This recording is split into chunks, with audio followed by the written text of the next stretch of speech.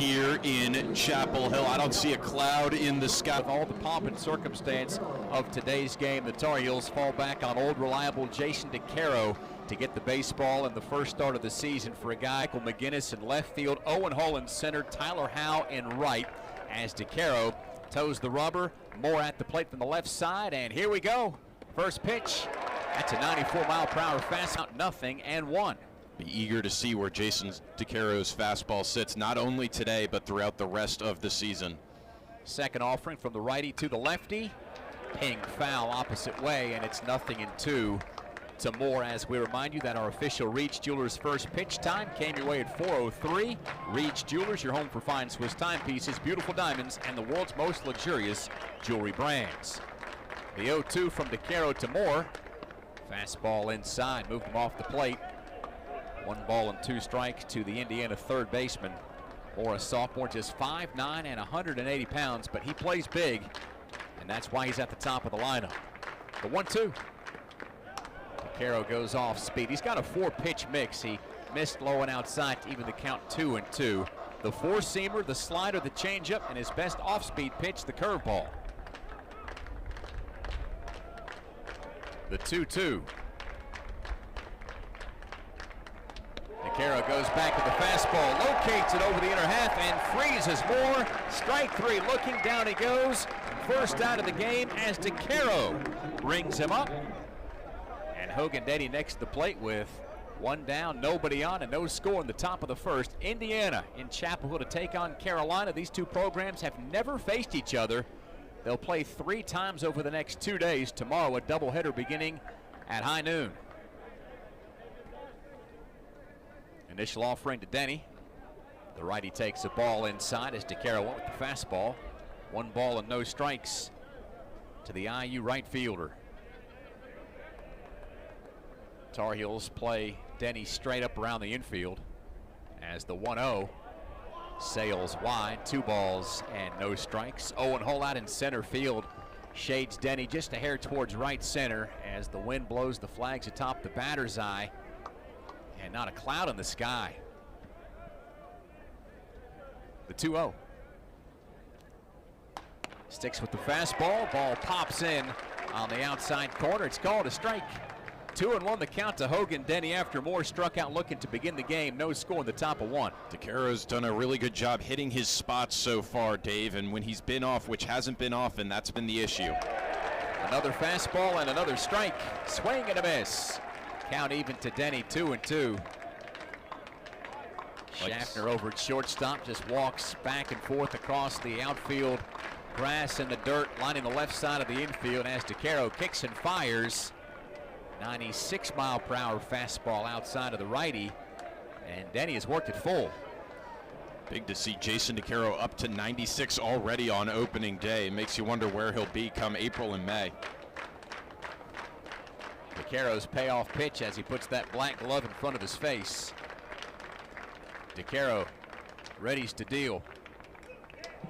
Induces a foul ball back to the screen. Denny stays alive as the ball retrieved by one of Carolina's managers. I was told earlier DeCaro could be on a pitch count as high as 90. Of course, there's a bunch of variables that could play into whether or not he gets that number. But the Tar Heels trust him as he sends another 3-2. Outside, ball 4, and Denny takes a free pass down to first, the game's first base runner. With 1 away and no score in the top of the first, Aiden Stewart next to hit for the folks from Bloomington. Aiden Stewart is one of 2 Delaware transfers on this Indiana roster. He and Anthony Gubitosi. Stewart, a left-handed hitter, awaits the first pitch from DeCaro, who's out of the stretch.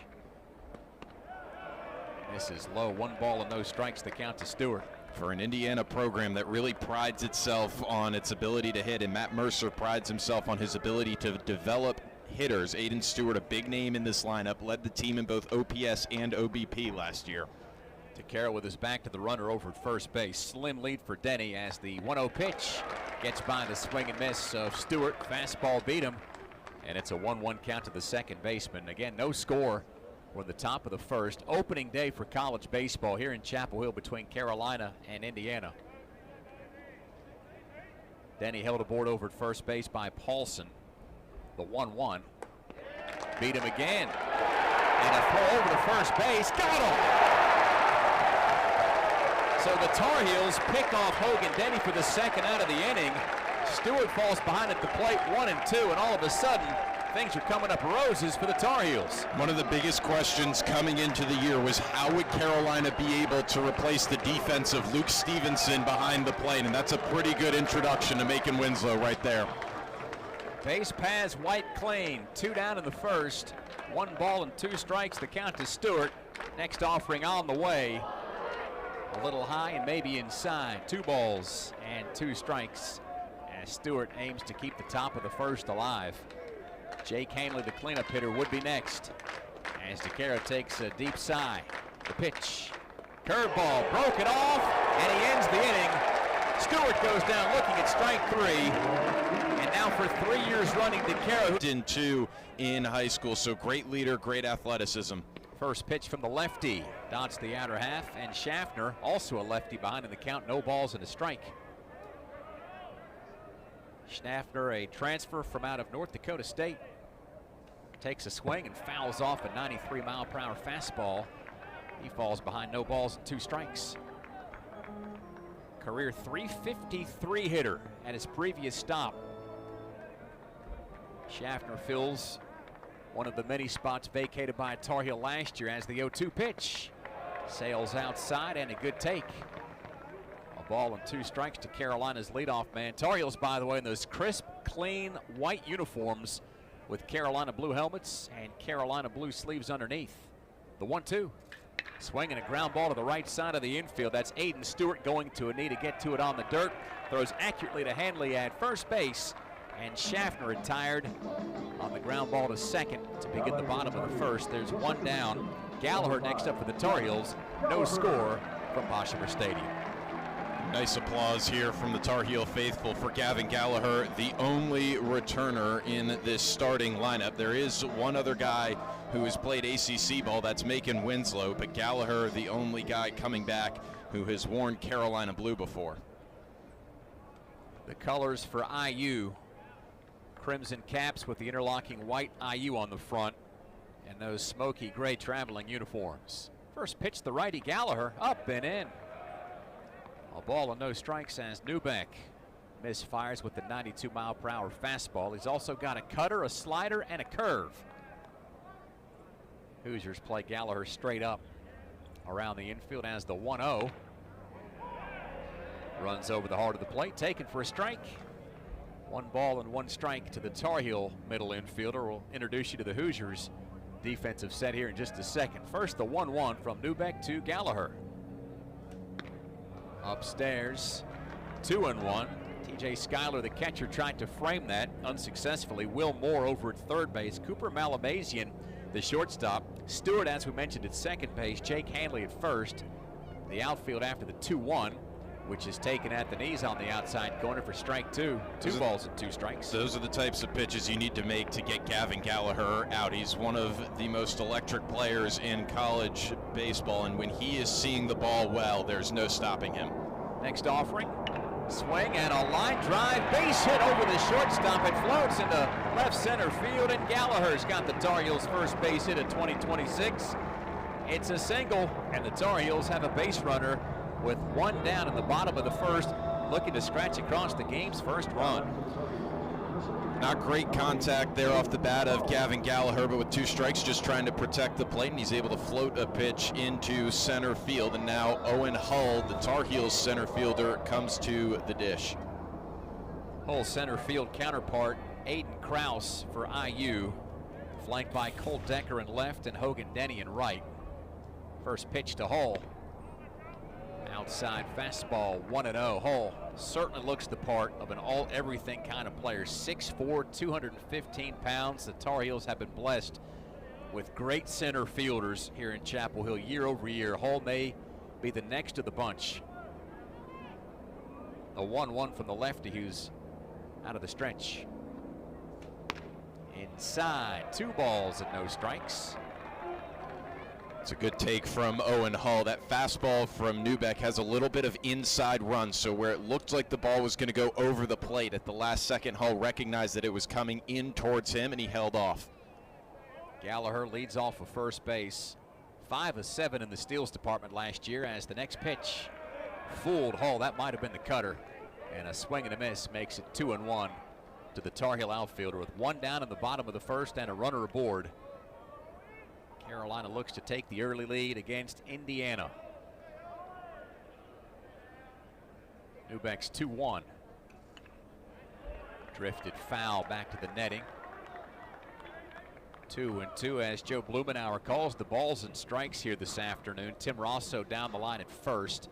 Second base umpire in on the infield grass just right of the bag from our vantage point behind the plate, Thomas Newsom, and Alan Gorowitz left of the line at third, adjacent to Coach Forbes in his familiar perch. Coach Jackson crossed the way at first, offering some words of advice to Gavin Gallagher as Neubeck gets a fresh baseball, and he'll size up Hull again with the count 2-2. You don't often see shifts this early in the season, but Indiana's got 3 infielders on that right side for the lefty Owen Hull. The pitch. Hull drills it foul, hangs in there, 2-2. So if you're IU, you've probably done a little bit of scouting on George Mason last year, where Hull played a fantastic season at .367.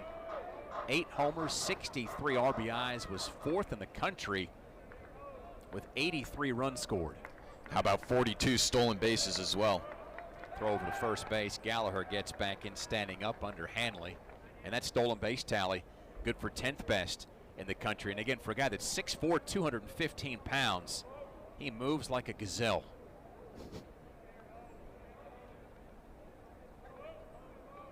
The 2-2 from Neubeck. Misses low and outside, and appeal down to third base. No swing, and Hull to see a payoff pitch with the count 3-2. This is a really impressive at-bat for Owen Hull, being able to work pitches in the first inning and give your guys a look at everything that Tony Neubeck is throwing. Neubeck with an eye on Gallagher leading off of first base, delivers towards the plate. Hull flips it foul again. This is a good at-bat from Hull. I don't think you can overstate the amount of intel that Carolina's getting off of Neubeck this early in the game. Never mind that nice new toy the Heels have in the cages called the Traject Machine, which gives them a real-life look at Neubeck before he ever got to Chapel Hill. It is the most advanced piece of equipment in the country. Next payoff pitch, and Hull takes outside. Ball 4. Gallagher jogs down to second base, Hull to first, and all of a sudden the table is set for the cleanup hitter, Macon Winslow, set to get his first AB as a Tar Heel. So this has to be a little weird to see, is the former Blue Devil coming to the plate for the Tar Heels. I think that's the first major Duke to Carolina transfer I can think of, Dave, unless I'm missing one. The first pitch to Winslow, called a strike on the inside corner. 0-1. You know, the last time that Duke was here, Carolina won in 14 innings. Winslow was not. He was under the weather that day, so he missed that game. But what a moment to appear in now in your Carolina debut. The 0-1. Whiffed on the fastball. No balls and 2 strikes to Carolina's new backstop, succeeding the great Luke Stevenson, first-round draft pick of the Mariners, and apparently the folks in Seattle are already loving what Luke might be able to do for that ball club. The 0-2. Fastball high and away, and the righty stays alive. A ball and 2 strikes with 1 down. Schaffner grounded over to second base to begin the inning, but after that Gallagher floated a line drive over shortstop for a single, and then Hull took a well-earned walk. The 1-2. Winslow bangs that foul. Remains a ball and 2 strikes. I'm making Winslow here. I'm just looking to slap the ball the other way. 3 infielders now on the left side of the infield. And that's something guys like Hunter Stokely and Alex Madera did so well for the Tar Heels last year. Just shorten up the swing, get a ground ball. Neubeck's pitch. There's a bouncing ball to the left side. Moore charges in from the grass, left of the mound, throws to first base, and he gets Winslow by a full stride. Carolina's catcher advances both runners. Gallagher down to third base. Hull to second. There are 2 outs in the bottom of the first. 0-0 our score And how about this scenario for Eric Paulson to step into?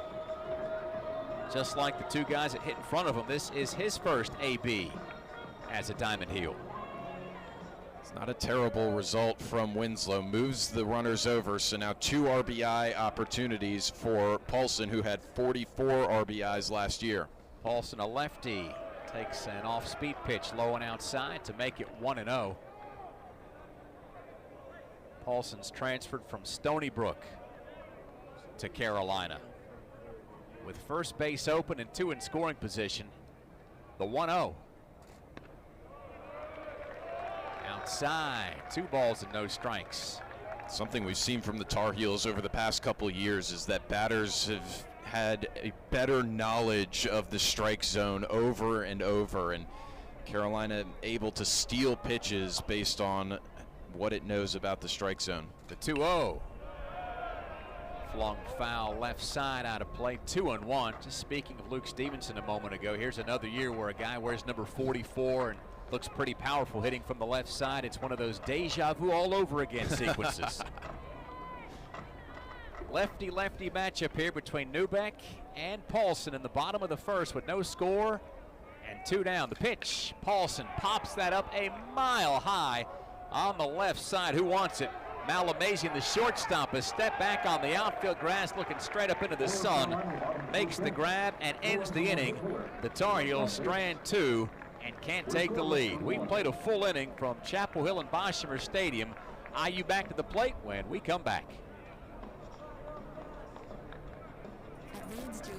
We know that the rules of engagement were made to be broken. The big left-handed hitter takes a first pitch low for a ball.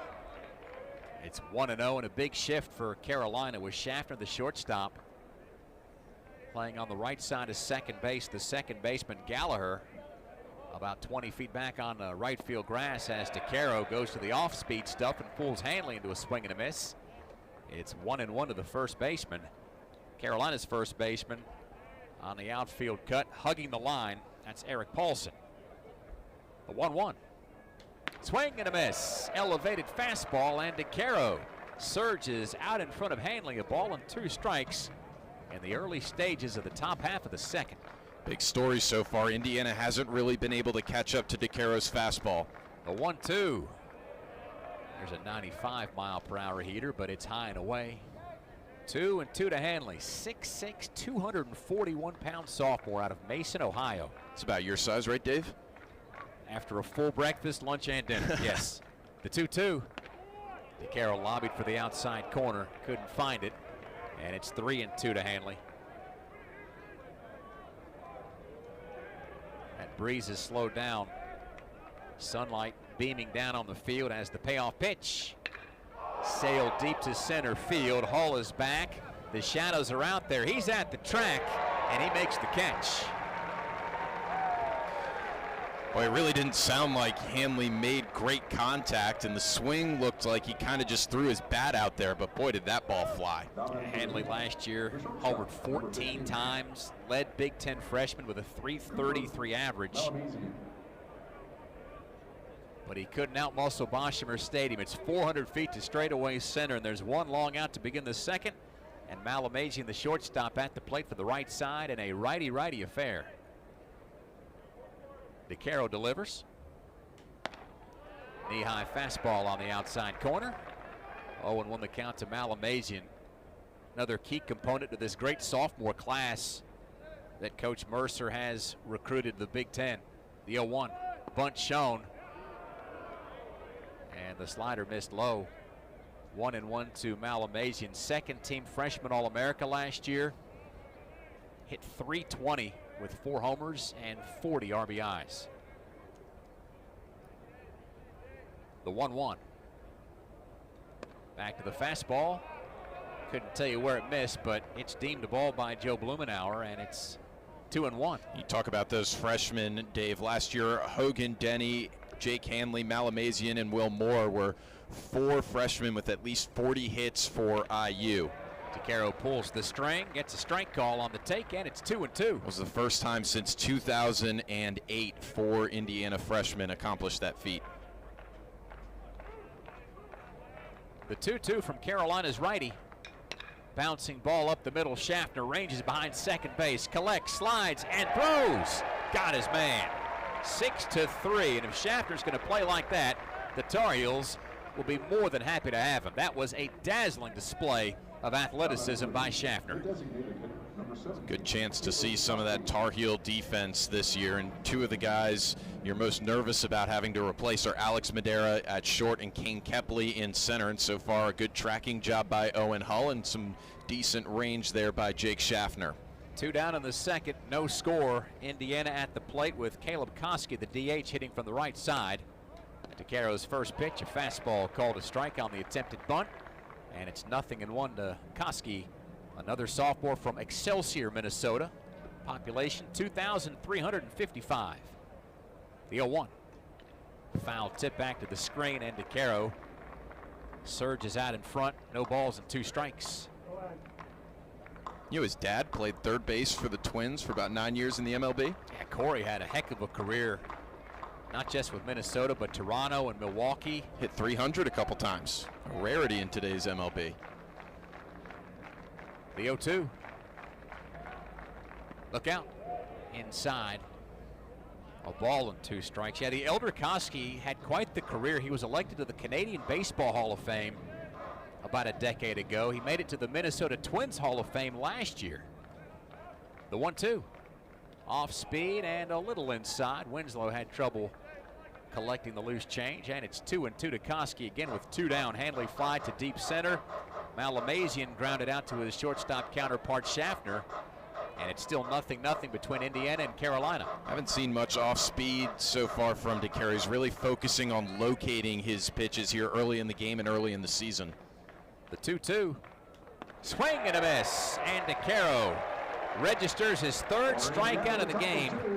He's ended a pair of innings with K's. Tar Heels at the plate. Indiana in the field, no score. Nicholson to lead off from the right side against Newbeck, who pumps in a ball high and away. 1-0 to Nicholson, another brand new Tar Heel from the junior college ranks. Iowa Central Community College. Next pitch, a fastball outside. It's 2-0 to Nicholson, who hit .324 last year, homered 21 times, drove in 65. The 2-0, called a strike at the knees. Dave, you want to talk about power. This is a guy who at 2 years at Iowa Central Community College hit 41 home runs and was a 2-time All-American. Another called strike evens the count at 2-2.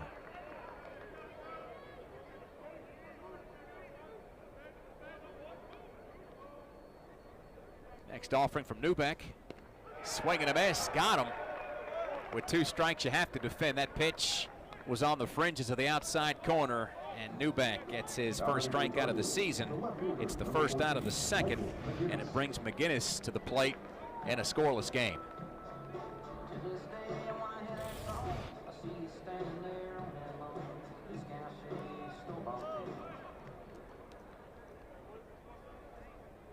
Newbeck lines and fires.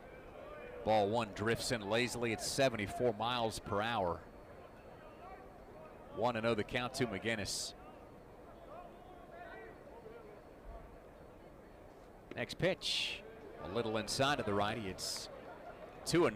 McGinnis, pretty well-traveled kid from out of Noonan, Georgia. Spent his first couple of seasons in college at Samford on the football team, and then played his last 3 years of baseball at Georgia State as he reaches out and pokes a foul ball up into the netting to make it 2-1.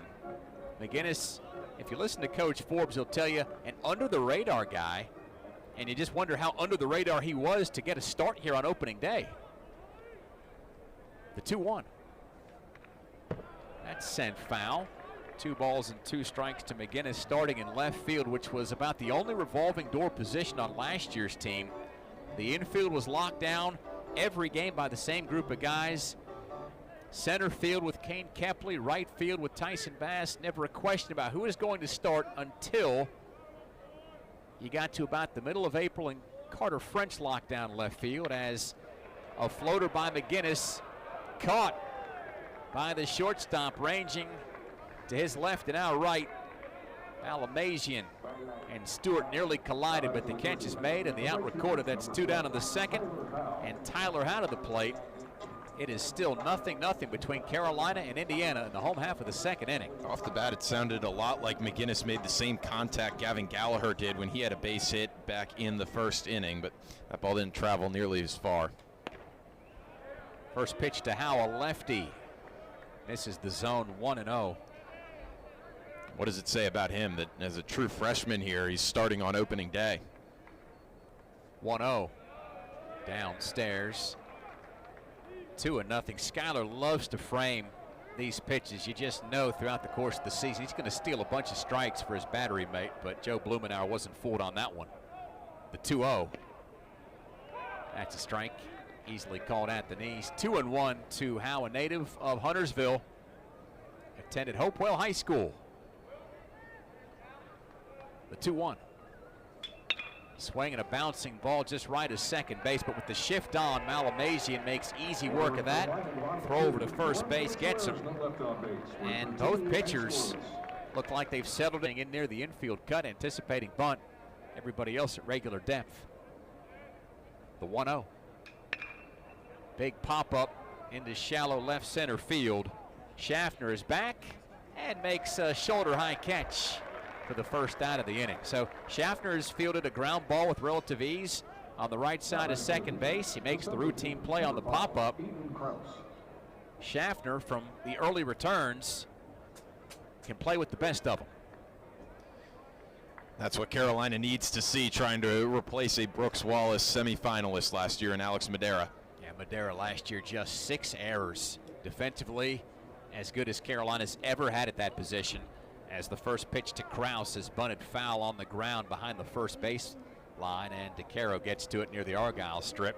I don't even think that was a bunt attempt. I think Krause was just trying to get out of the way, and the ball happened to run in on his bat.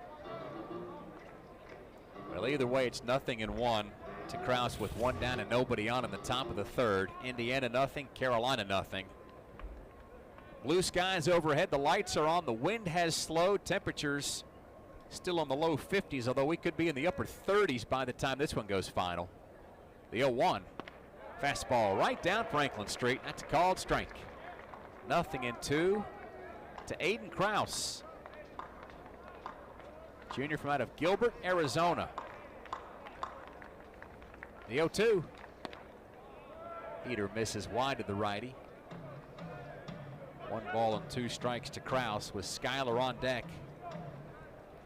DeCaro so far has made pretty quick work of the first 7 hitters that he's faced.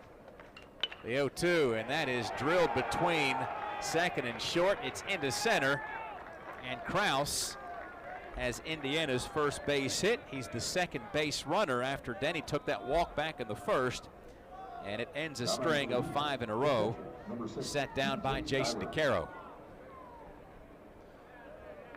Great start to the game from Jason DeCaro, but now let's see how he pitches after a little bit of adversity. TJ Schuyler, while he is an excellent defensive catcher, he threw out 11 guys trying to steal last year. He's not as good of a hitter as he is a catcher. First pitch to the 250 hitter from a season ago. Club foul, no balls and a strike to Schuyler. Another big kid, 6'2", 227 pounds, takes up a lot of real estate in that right-handed batter's box. Krause takes the lead off of first. He's held aboard by Paulson. DeCaro from out of the stretch. Throws over to first. Krause dives back in. This is not an Indiana team known for stealing bases. Just 45 steals a year ago, 15th in the Big Ten and 237th in the country. The 0-1 to Schuyler. Off speed, and that is hit behind the plate on a bounce foul. 0-2 to Schuyler, who's in a hole, looking down the third baseline. Meanwhile, across the way over at first, Krause gets some instructions from IU's first base coach. 0-0 in the third. Important out for Jason DeCaro. You don't want to have 2 guys on for the top of the order coming up. DeCaro, a long pause, pitch clock inside of 5 seconds. And there's strike 3. Fastball right over the heart of the plate. Schuyler goes down looking, and DeCaro's got his 4th strikeout. 3 have been backwards, and there's nothing this kid from Northport, New York can't do. It has already been a big-time career for Jason DeCaro, starting his 3rd season as a Tar Heel. 15-4, the win-loss record through his first 2 seasons. And we're back to the top of the order in Will Moore. The lefty stands ready with the runner at first. And 2 down in a scoreless game. DeCaro again with the pitch clock at 1. Turns and whips a throw over to first base. Kraus is back in time. 15-4, and of all of those 4, I think you can sit there and say you scratched your head and thought, did Carolina really just lose a game that Jason DeCaro started? The coaching staff tells you the bigger the stage, the better he is. Next pitch down the middle, and that's a called strike. 0-1. Now, if you're curious why Carolina's throwing over to first base so much with an Indiana team that barely ever stole last year, Kraus wasn't on the roster last year. He was in junior college. He stole 11 more bases by himself than Indiana did as a team when he swiped 56. The 0-1. And there he goes. Pitch, lob, foul, and it's 0-2. Hoosiers tried to hit and run but couldn't execute, and all of a sudden Moore in deep trouble. No balls and 2 strikes to the third baseman, who's 0 for 1 with a strikeout. DeCaro got him back in the first when he led off the game. It's good roster management there by Coach Jeff Mercer, bringing in a guy who can steal bases, recognizing a problem. Kraus a little older. He is a junior, not something that Coach Mercer loves, but he's going to have to live with it in the portal age. DeCaro rears back and fires a fastball high and outside. 1 ball and 2 strikes to Moore. You know, it's interesting, Dave. I've heard Coach Mercer say that he really doesn't like having to bring in grad transfers to this Indiana program because he wants guys to buy in from the start and develop them over a couple of years, but he's had to adapt. The 1-2 left it low. Solid take by Moore. 2 balls and 2 strikes. The inning continues. We're in the 3rd. No score. And after Decker popped out to short, Kraus singled. He's still over at first base. Schuyler just struck out. The 2-2. And DeCaro very close to getting another backwards K. He might have been the last guy inside this ballpark to realize that was ball 3. Just inside.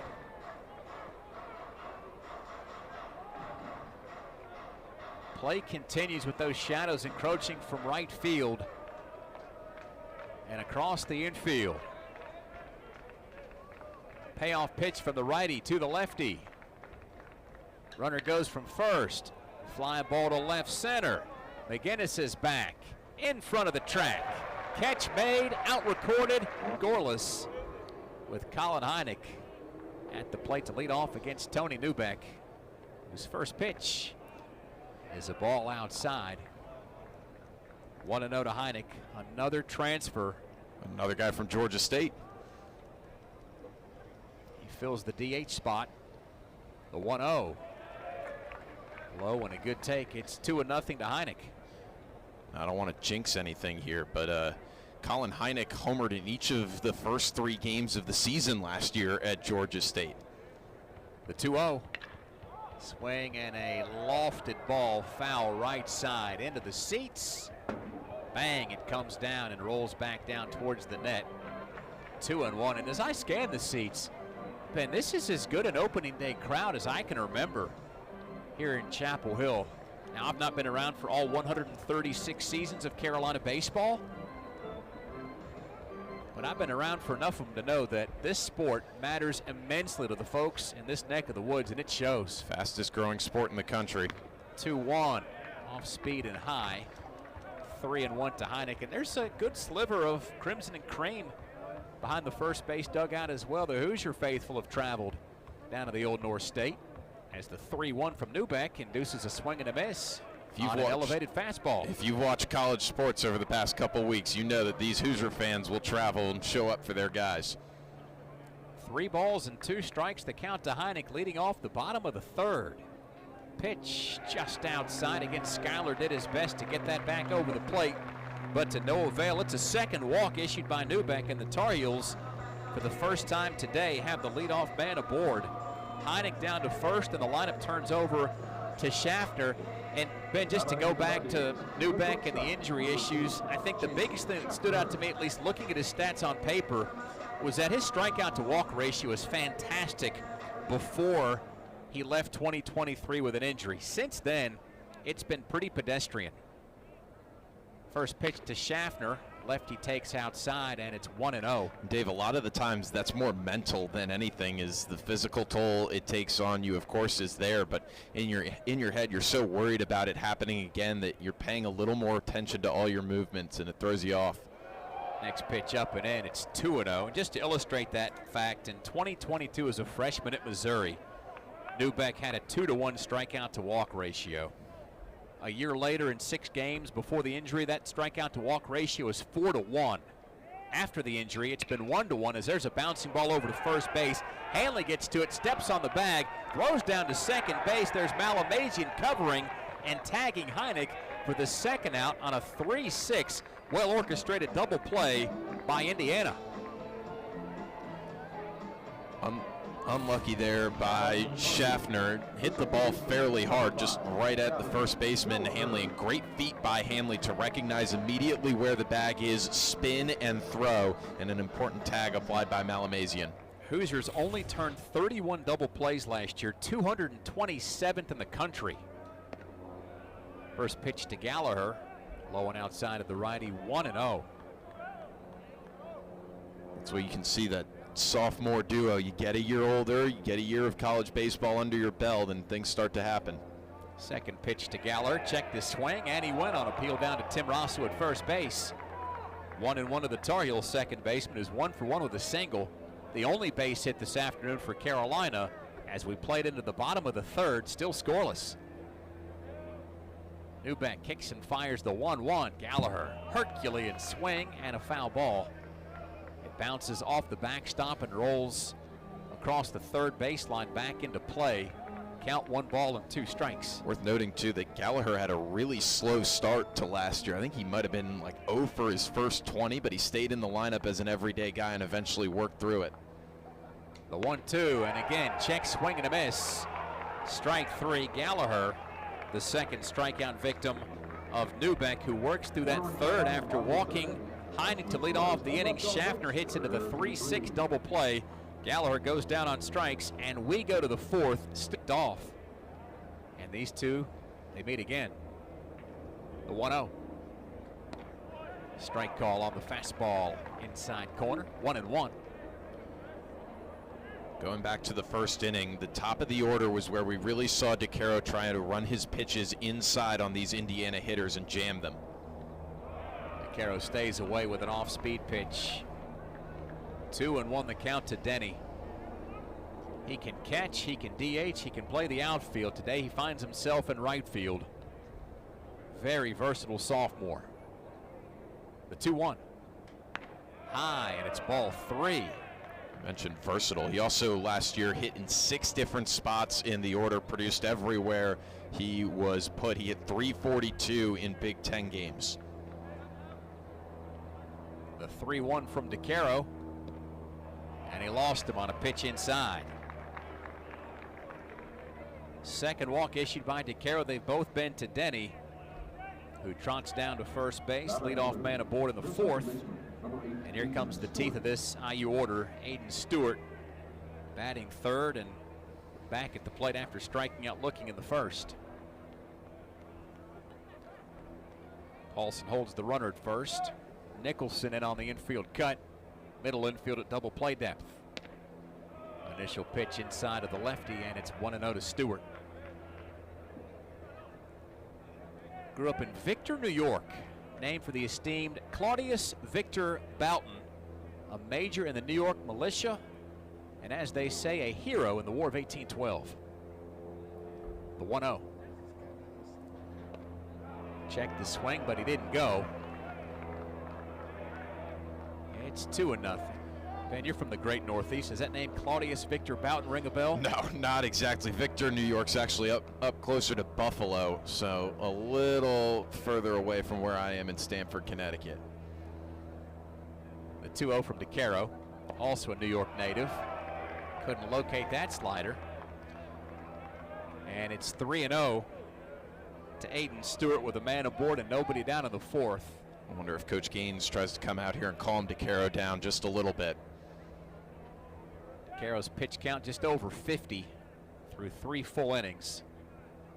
The 3-0 above the letters, and ball 4. Consecutive walks as Indiana has runners at first and second with nobody out. Winslow trots out to the mound to discuss things with DeCaro, and the cleanup hitter Jake Hanley is at the plate. This is, from a Carolina perspective, the last guy that you want to face with ducks on the pond. Carolina going with a big shift here, too, for Hanley. Let's see how smart Hanley is at the plate. Opening day, you want to make a big first impression, swing for the fences, but there is a lot of room over where the shortstop Schaffner would traditionally play. Hanley 0 for 1 of a long fly out to center, stands ready from the left side. DeCaro deals.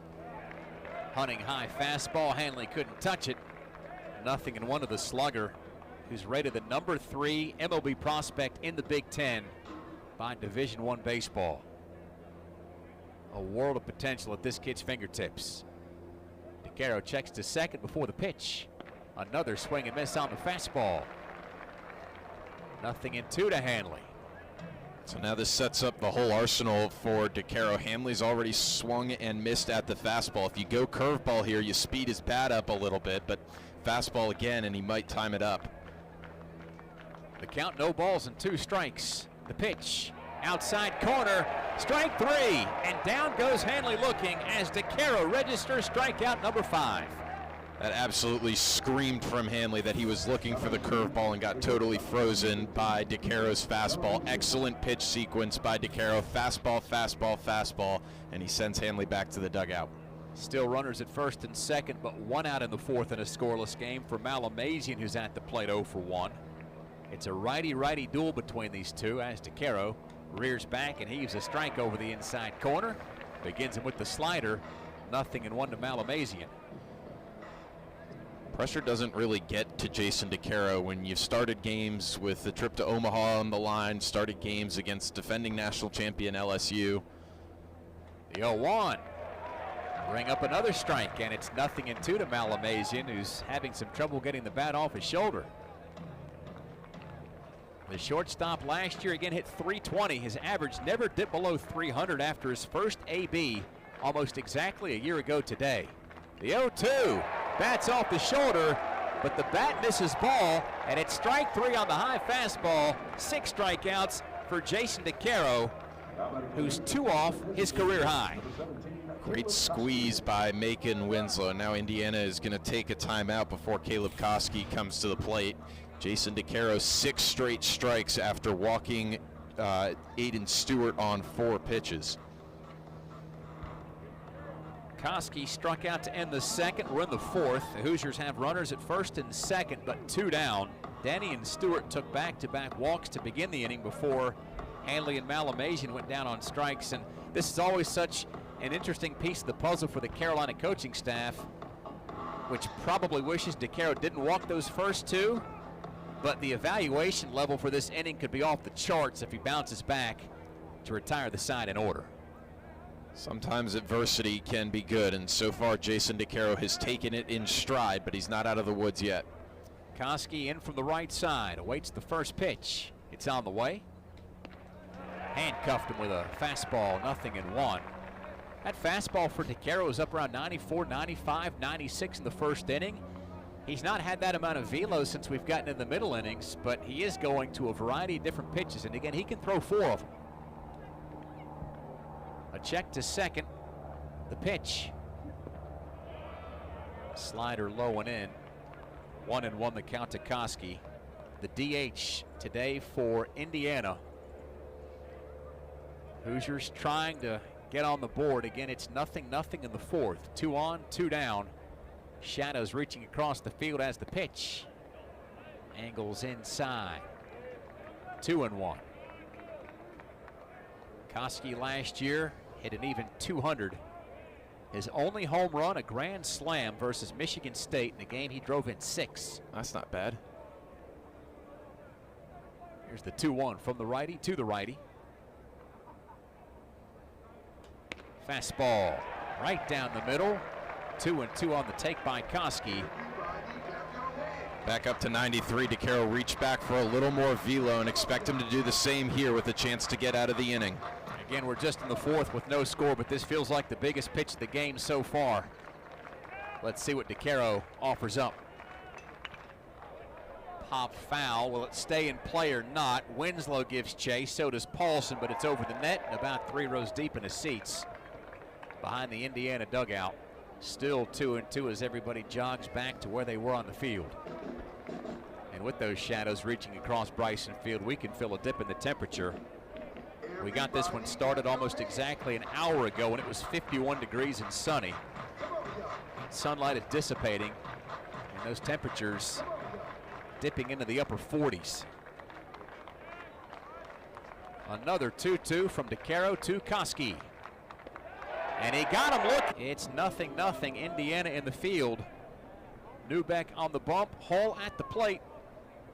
And the first pitch, ground ball over to first base, fielded cleanly by Hanley, who wins the race. And it's 3 unassisted for the first out of the inning. Hoosiers whip it around the horn. Good looking play by Hanley. And that brings Winslow, the cleanup hitter, to the plate for Carolina. This has to feel great right now if you're an Indiana fan. After pitching was a little bit of an issue the past couple of years, seeing Tony Neubeck settle into this game. Winslow backs away from a ball 1-0. The Tar Heel backstop grounded to third back in the 1st. We're in the 4th. 0-0. 1 hit for each team so far. The 1-0 bounces low. It's 2-0. And while we were just talking about the strikeout acumen of Jason DeCaro to get out of the 4th, Tony Neubeck, he pitched an immaculate inning back his freshman year in 2022 against ULM. 9 pitches, all strikes to get out of a frame. The 2-0 rises high and out of the zone to make it 3-0. And you ask the question, well, how rare is an immaculate inning? I couldn't give you the numbers in college, but in the bigs, there have only been 118 in the history of the sport, thrown by 110 different pitchers. As Winslow takes ball 4, Neubeck lost him on 4 straight. So while I'm talking about 9 pitches, all strikes to get out of an inning, Winslow takes 4 balls. He's down to first base. That's where Carolina has been at its best offensively today. Only the 1 blue pit from Gavin Gallagher, but the Tar Heels have seen pitches well once they've started getting deeper into at-bats. And now Winslow is on with 1 out, and let's see if Paulson and Nicholson, 2 guys who have flashed power, especially this fall, see if they can move Winslow around the bases. Tar Heels have had base runners in 3 of the first 4 innings. Time called down on the field. Paulson 0 for 1 of the pop out to short. Stands in from the left side. The pitch by Neubeck. Just missed outside, 1-1.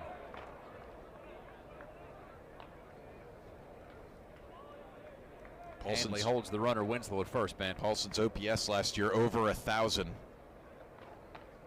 The 1-0 ripped foul up against the brickwork behind first base. The ball careens into right field. And leaving the count 1-1, but Paulson was sitting on that pitch from the word go. Winslow extends off the bag. Hanley in a deep crouch holds him. The 1-1, that's skied down the line and right. Tailing foul. And out of play.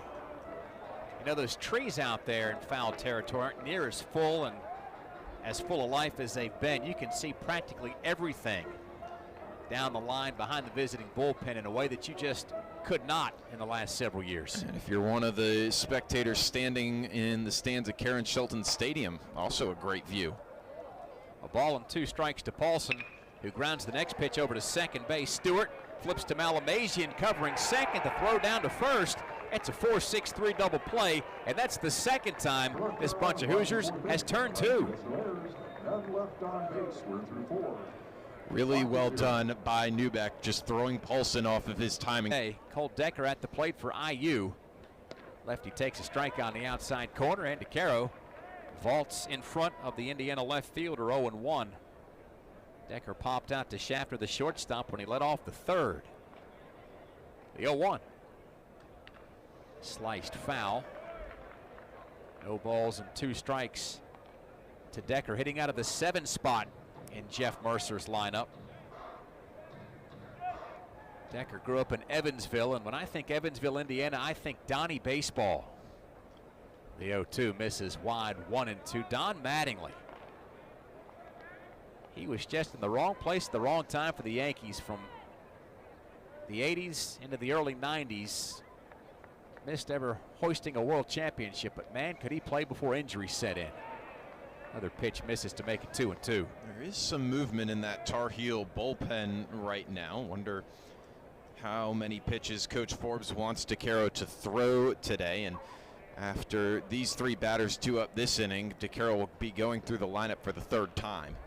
2-2, got a piece of it to Decker and dribbles it foul just in front of the Tar Heels on deck circle. Still 2 balls and 2 strikes to Decker, leading off the 5th with no score. Tar Heels played Decker relatively straight up. Field almost entirely in shadows. The pitch.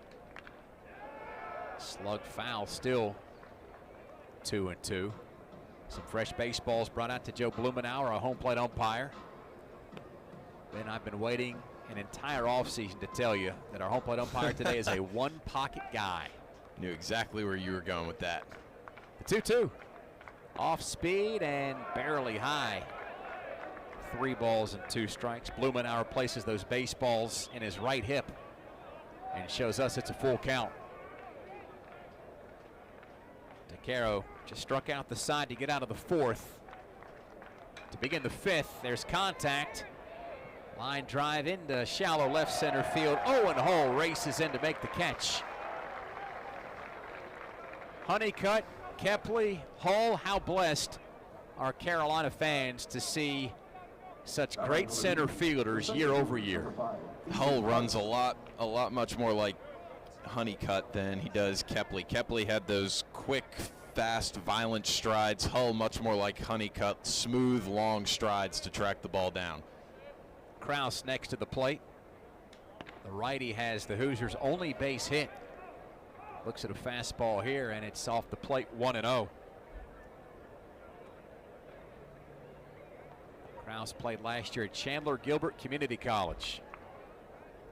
The 1-0. Takes a long look at a strike. Knee high down the middle. 1-1.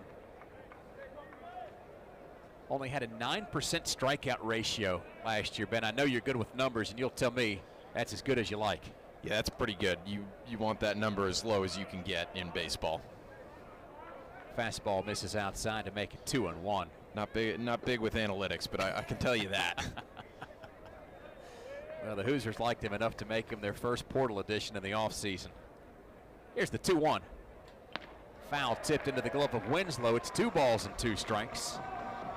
Kraus connected early with hitting coach Zach Weatherford and was able to chat with 2 guys the Hoosiers wish they could keep forever, Corbin Dickerson and Devin Taylor, and that sealed it for him.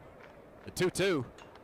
There's a line shot between first and second into right field, and all of a sudden, Aiden Kraus is 2 for 2 with a pair of singles. The Hoosiers have a runner aboard with 1 down in the 5th. Schuyler next up to the plate in a 0-0 ball game. Like we said, Kraus a transfer from Chandler Gilbert Community College, so you don't really know what you're going to get from him when you throw him into an opening day lineup on the road against an ACC team. But I'd expect throughout the season and maybe tomorrow we could see him jump up in this lineup if he's going to hit Jason DeCaro around. Schuyler struck out back in the 3rd. We play on in the 5th. The pitch. Foul tipped into the glove of Winslow, and it's 0-1.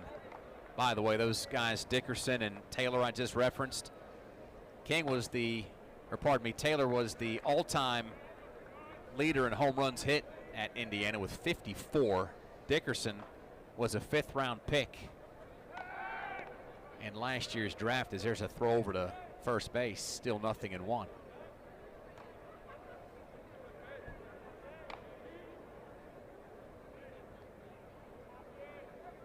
Dickerson's in the Seattle organization, so maybe he and Luke Stevenson have had a cup of coffee. Wonder if they have a bet riding on this game.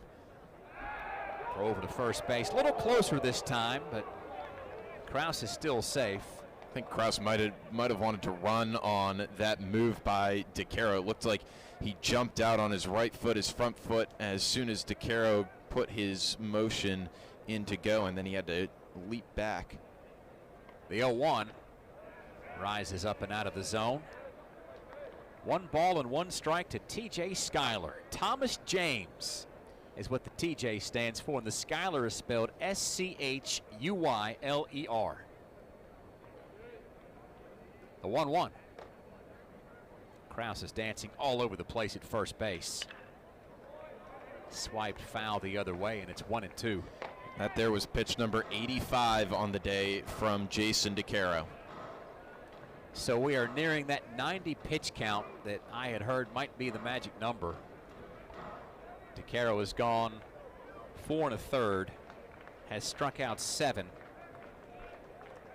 and there's still no score. The 1-2. Curveball never quite broke over the inner half. The count moves to 2 balls and 2 strikes. Now in Carolina's bullpen, a lot of folks wondering about the availability of Matty Mateus, who was injured for most of the season last year. He is very much available today. The 2-2.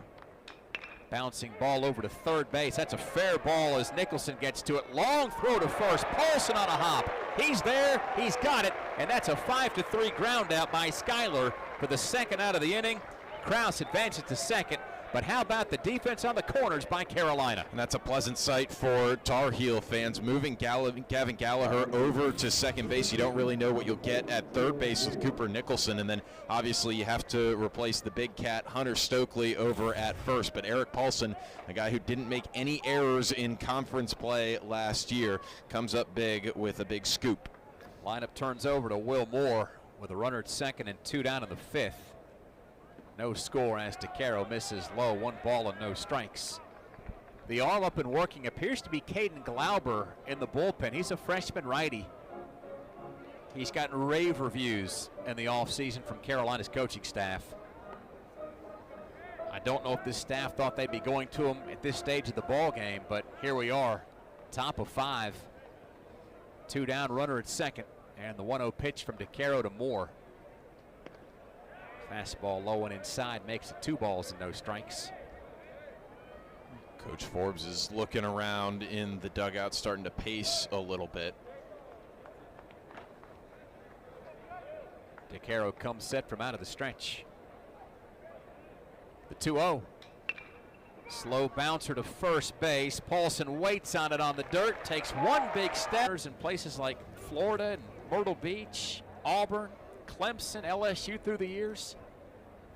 Today they're in Chapel Hill. Here's Nicholson to start off the bottom of the 5th.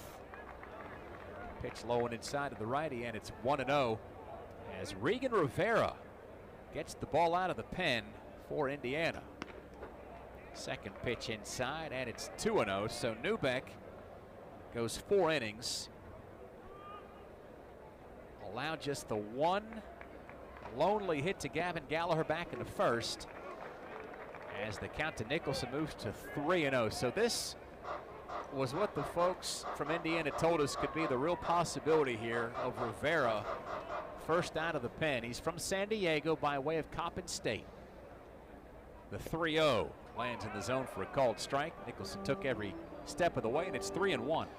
As we've heard, the bullpen can be a little shaky for Indiana last year. Last year, this bullpen blew a 13-4 lead in the 7th inning, so there's no telling what can happen. Swing and a miss on the slider makes it 3-2. Nicholson's 0 for 1. He struck out back in the 2nd. He was one of 2 K victims to Neubeck, who also got Gallagher in the 3rd. We're in the 5th, no score. Payoff pitch outside, and he lost him. Nicholson down to first base. It's the second leadoff walk the Tar Heels haven't offered up today, and they're not giving either one of them back. Crowd's starting to get a little more active here, recognizing that Neubeck's out of the game, and you've got still kind of the middle of the order due up, and a chance for a couple transfers and the new guy, freshman Tyler Howe, to make a dent in the scoreboard. Michael McGinnis from the right side here with a runner aboard, takes a swing, flares a little pop into shallow center that gets under the glove of Krause. He knocks it down, and a single for McGinnis advances Nicholson to second base, and all of a sudden Carolina getting into Indiana's bullpen and stringing a couple of base runners together. Nicholson took the leadoff walk. He's at second base. McGinnis with a single. He's at first, and the freshman Tyler Howe due up next at the plate. I could start to sense, too, a mentality shift in this Carolina dugout of being a little more aggressive now that Neubeck's out of the game, recognizing that it's go time. And you want to try and give your starter, Jason DeCaro, some run support as we head into the sixth. Howe, a lefty at the plate, 0 for 1. Shows bunt, pulls it off, and takes the ball outside, 1-0. Big ask of the freshman to try and bunt here. His earlier AB came in the second when he ended the inning with a ground out to short. Rivera checks to second base, delivers to the plate, and fires wide with a fastball. It's 2-0 to the freshman Tyler Howe, looking straight down the third baseline to Coach Forbes in the Carolina blue hoodie, putting on all sorts of signs. What in the world do they mean? Only the Tar Heels know. The 2-0. Never showed bunt, took a big swing and a miss. Fastball beat him. 2-1 of the freshman. I don't hate that decision there from Howe. Rivera had been a little shaky on the past couple pitches, just giving up a single. Might as well try and make him pay. Howe shows bunt. Reached out, couldn't touch it.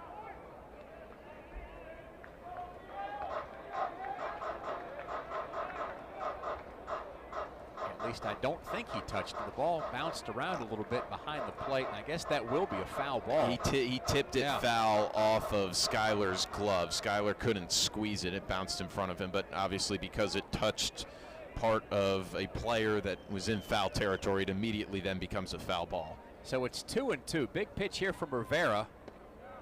And he missed low with a 95-mile-per-hour heater. 3 balls and 2 strikes to Howe. What a position to be in for a kid making his Carolina debut on opening day. I think here the pressure is on Rivera to execute this pitch, because if he doesn't, Carolina's going to score or have the bases loaded with nobody out. Rivera deals the 3-2. And he struck him out looking. Delayed strike 3 call from Joe Blumenauer. Some movement on that pitch. Might have been a slider from Rivera. And Howe back to the dugout. First strikeout victim of Rivera. First out of the inning. The Tar Heels turn to the DH Colin Hynek to try to drive in the game's first run. Nicholson still at second. McGinnis still at first. We're in the bottom of the 5th. Sunlight really disappearing here at 5:30. The pitch. Hynek loops a flare into right field. Coach Forbes puts up the stop sign. McGinnis holds up at third. Looks like a good call by Carolina's 6th-year coach. That ball was hit shallow to right. Denny threw an absolute bullet to Skyler at the plate. Now the Tar Heels have the sacks packed. And Jake Schaffner due up at the top of the order. Indiana's going to have a full infield mound meeting here. I wonder if this is more to calm Rivera down or to try and figure out how to defend Carolina here, because there are a number of things really that Coach Forbes can do with Jake Schaffner here. If you really want to squeeze a run across, you could try and bunt your shortstop and get Nicholson over the plate, or you have Schaffner swing away. But either way, Indiana's going to want to be prepared for any situation. And the biggest thing for Schaffner here is on any ground ball, you have to hustle all out to make sure that run gets across. Matt Myers, pitching coach at Indiana. actually committed to Carolina once upon a time ago when Coach Roberts was coaching here. Things didn't work out. I think there was a great distance between where he grew up and where he was going to go. But he's got a soft spot in his heart for this place. Knows a lot of the coaches here. Spent a stint at UNCW, was a head coach at UNC Asheville. He knows this area pretty well. So here's Schaffner. Righty on the mound, lefty at the plate. Bases loaded for the Tar Heels with one down in the fifth. The pitch. Sinks low, miss with the fastball, 1-0. Based on that first miss, if I'm Jake Schaffner, take here unless you get something that is right down the heart of the plate. Make Rivera throw more pitches and make him prove he can throw strikes. 1-0, hit the other way in the sky to left. Decker tracks back, sets up, makes the catch. Nicholson tags from third, and Carolina's got the game's first run. Sacrifice fly by Jake Schaffner. Scores Nicholson, and it's 1-0 Carolina in the bottom half of the fifth. Well done by Schaffner. He saw something he liked, put it in play in the air and deep enough for Nicholson to score. And Indiana certainly not out of it yet with Gavin Gallagher walking to the plate. Gallagher's 1 for 2. He singled in the first. He struck out to end the third. We are in the bottom of the fifth. Our new score reads Carolina 1, Indiana 0. Pitching and defense has ruled the afternoon thus far.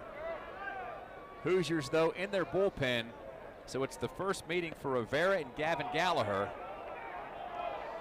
And we got a ball called down on the field, which will advance both runners. I thought it was weird that Gallagher looked so surprised that the pitch was delivered, and I don't think Gallagher was set. There has to be eye contact between batter and pitcher before the pitch is thrown.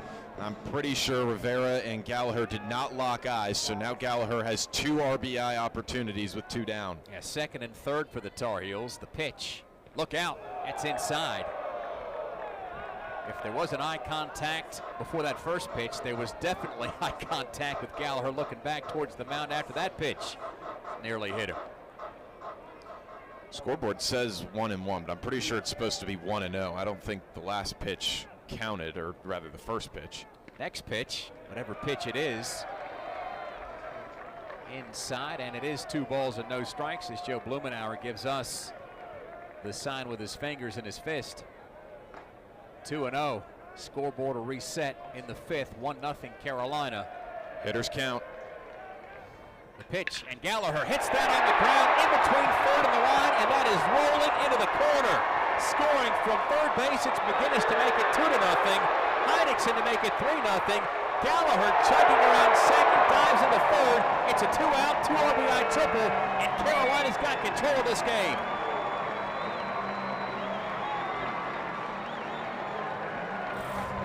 What a piece of hitting by Gavin Gallagher.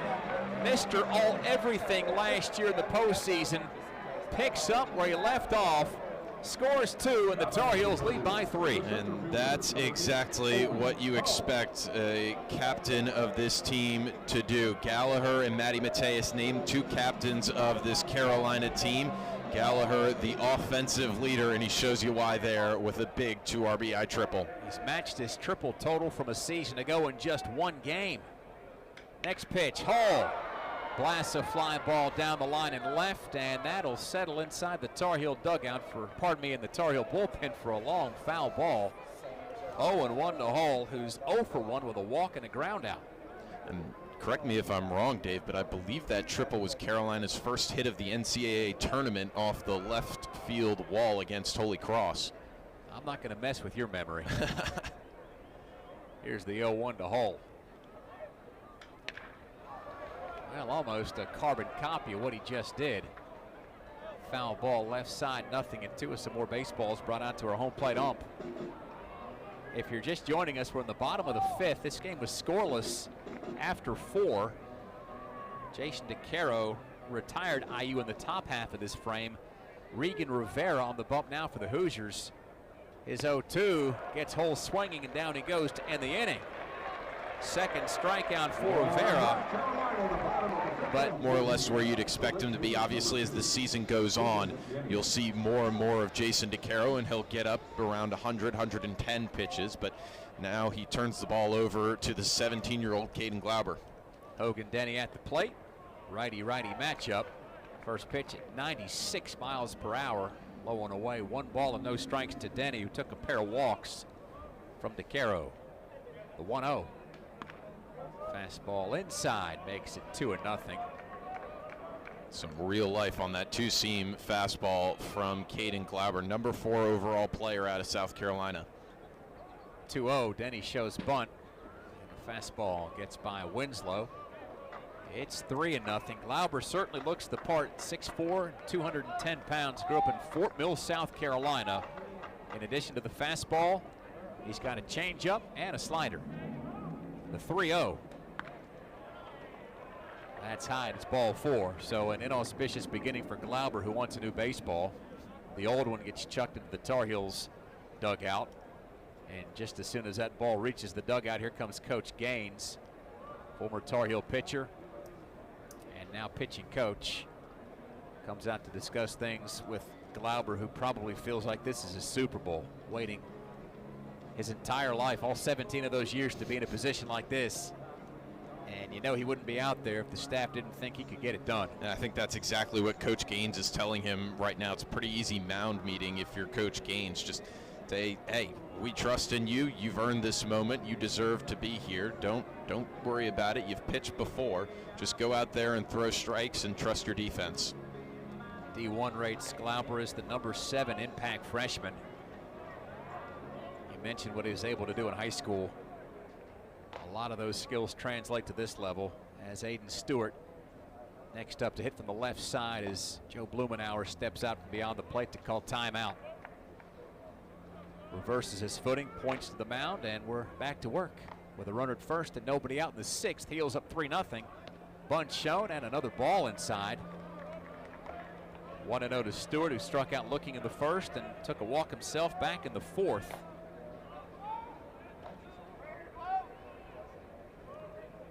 Glauber from out of the stretch. Tough looking pitch. It careens off of Winslow. And down to second base goes Denny. I think that was... Were they crossed up, Ben? I think that was called a strike. Yeah, it was. The scoreboard reflects that's a strike, so they must have been crossed up. It's the only explanation for Winslow not being able to squeeze it.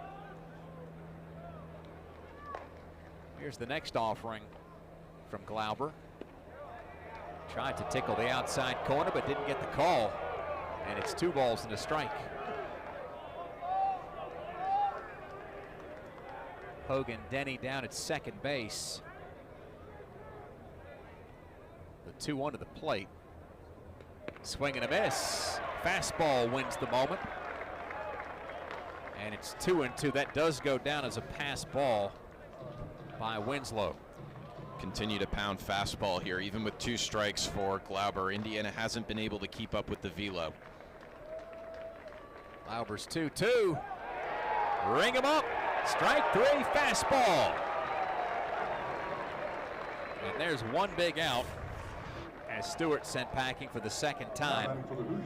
It brings Hanley to the plate. This Indiana lineup for Glauber only gets more difficult the deeper you go, from Denny to Stewart, now to Hanley. First pitch. Still vying for that outside corner to the lefty. Couldn't get the call. 1-0. Hanley flied out to deep center back in the 2nd. Was the 5th strikeout victim of DeCaro in the 4th when he struck out the side. The 1-0. Moves him off the plate inside with a heater. 2-0, and to go back to that 4th inning, that might have been DeCaro's best frame. After he walked Denny and Stewart to begin the inning, he struck out Hanley, Malamazian, and he got Koski looking to get out of the inning. The 2-0. There he goes with the backdoor slider. A lot of what we see from these younger Carolina pitchers is fastball, slider, and then you develop something after that. Normally it's a changeup, but if you can master the fastball slider combo, it'll take you places. 2-1. Hanley reaches out and pokes that fastball foul. Saw it a ton from Ryan Lynch last year, and I'd say it worked out for him. 2-2. Lynch will be on the mound in the 2nd game of the doubleheader tomorrow. First game of the doubleheader set to lift off at high noon. The 2-2 to Hanley. Hit high into left field, tailing towards the line. McGinnis giving chase, lays out, sails out, makes the catch, and there's 2 down. Denny was roaming off his second base to throw, late getting back over there, but what a play by McGinnis. He had a lot of ground to cover, essentially starting that path to the ball in left center field. Hanley retired, and again, you just can't overstate how big an out that is, as good as Hanley is. It brings Malamazian to the plate. Right-handed hitting shortstop looks at a ball, and it's 1-0. Malamazian is grounded out to Schaffner and struck out. The 1-0. Fastball clips the inside corner. That's a strike call, and it's 1-1. Malamazian's a big Chicago Cubs fan. Grew up just outside of Chicago in Clarendon Hills. The 1-1. Holds off on that. Ball outside, 2-1. Attended Nazareth Academy. The Roadrunners is what they call them. UTSA as well, I believe. The 2-1. Lifted foul as Paulson gives it a look. It'll fall into the seats out of play. 2-2. So time and again, Glauber has fallen behind, only to get back in the AB. And he's retired Stewart on strikes and Hanley on a foul out down the line and left. With Denny at second base and 2 down in the inning, Heels up 3-0 in the 6th. Pitch clock getting down, but time called, and it'll recycle to 20 seconds and begin descending. Glauber fires. Malamazian fouls it off. It's a kid that had pro baseball aspirations coming out of high school. He was a 17th round pick by Milwaukee a couple seasons back. But he opted for Big Ten baseball, and the Hoosiers have loved having him on this club. The 2-2. Another fastball slashed foul. That was at 96. And opting for college baseball, he has no doubt boosted his draft stock for when he is draft eligible in a couple of years. Had 4 doubles in a game last year versus Penn State. That tied a Big Ten record. Had 6 RBIs against Bellarmine about 11 months ago. The 2-2. Lays off a fastball just wide, and it's 3-2. Should Malamazian reach, Koski would be next. If the Tar Heels can get off the field, then it's Winslow, Paulson, and Nicholson in the bottom of 6. Again, Heels up 3-0. The payoff pitch. And Glauber misses with the off-speed stuff outside. Malamazian takes a walk down to first. That's the second walk of the inning, served up by the freshman. Hoosiers have runners at first and second. Koski 0 for 2 with a pair of strikeouts. Or at least this is Koski's spot in the lineup. The Hoosiers will opt to bring in Braden Ricketts, a redshirt freshman, to hit here from the left side. Freshman All-American Walker McDuffie is getting loose in the Carolina bullpen. Number 42, Braden Ricketts. Ricketts grew up in Brampton, Ontario. He's a Blue Jays fan. Was rated the number 2 catcher in Ontario and also played on the Canadian junior national team. Redshirted last year, figures to be a contributor this year. First pitch to the lefty, called a strike.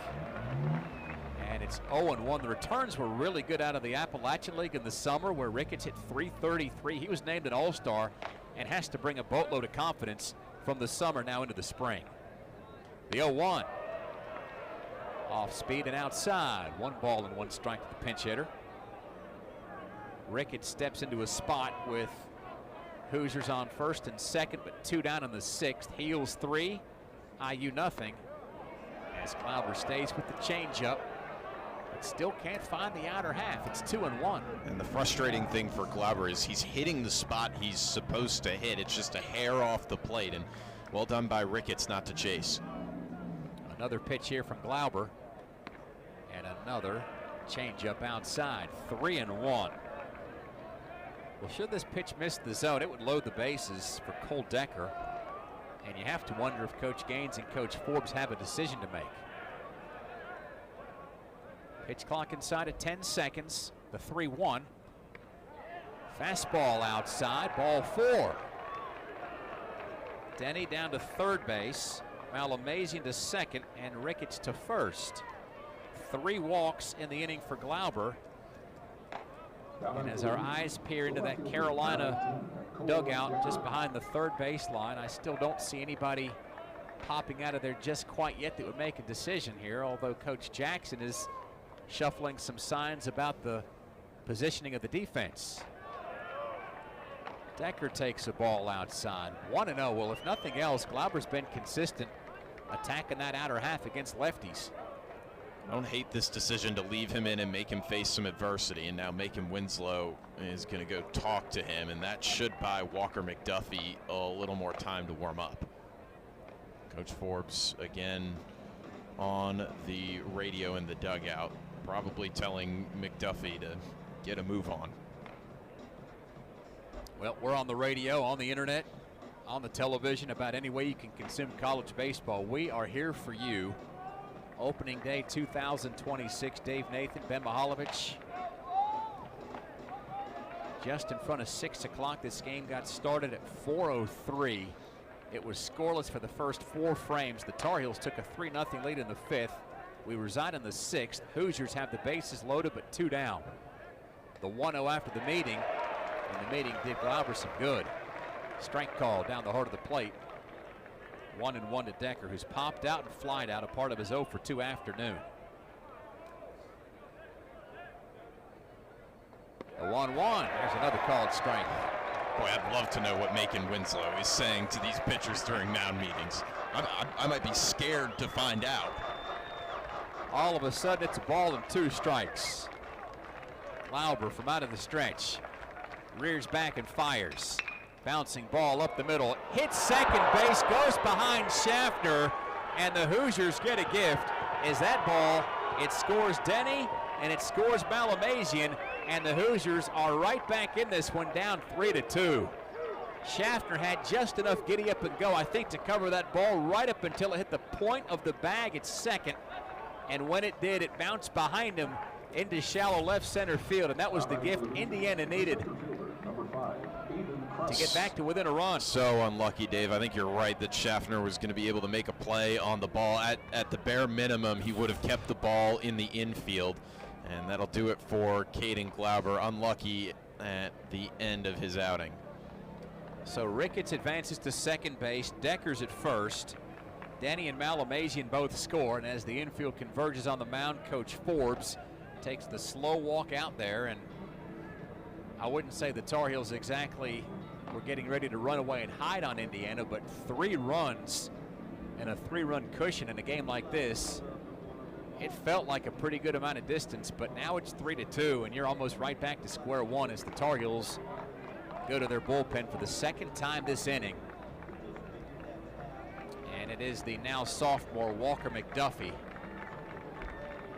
to come on out, and I think we can say it like this, even though it's the first game of the year, a high leverage situation. Yeah, I would have to agree with you, Dave, and high leverage for McDuffie can mean a number of things. He might be in here just to get one out, but when you have an arm that talented and that valuable, I think you ride McDuffie a little bit until you can find some sort of stability in this game. And that's what Walker McDuffie is here for. Saved plenty of games for the Tar Heels last season, and this is the guy you want in high leverage situations, especially knowing you can also go to Matty Mateus. McDuffie a season ago, freshman All-America and an All-ACC freshman. Had the most appearances on the team, pitching in 28 games. 27 of those were in relief. Accrued a record of 3-3 with an ERA under 4. Had 7 saves, which was 5th best in the ACC. Struck out 72 in just 55 and a third innings. And a year later and a year older, McDuffie appears to be that much better as he enters tonight's game in the top of the 6th with our score Carolina 3, Indiana 2.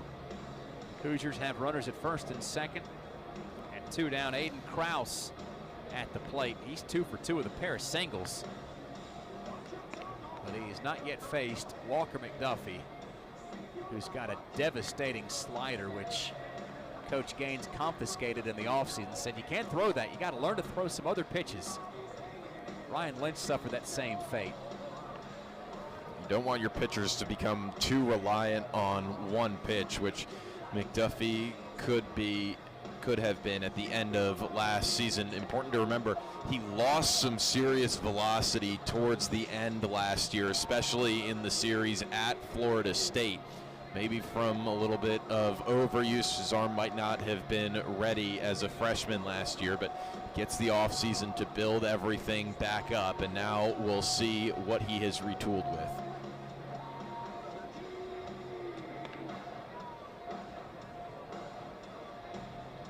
So McDuffie gets in his final warm-up tosses. And Aiden Krause enters to hit from the right side in a 3-2 game. Carolina leads by a run in the top of the 6th. The Hoosiers have Ricketts at second, Decker at first. Can McDuffie do the deal here for Carolina? Let's find out. First pitch. Starts him off with a mid-90s fastball outside, 1-0. McDuffie doesn't have the same body type as a DeCaro or a Lynch, but he derives a ton of power. The 1-0. There's a change-up, and it settles in nicely for a called strike. 1 ball and 1 strike to Krause.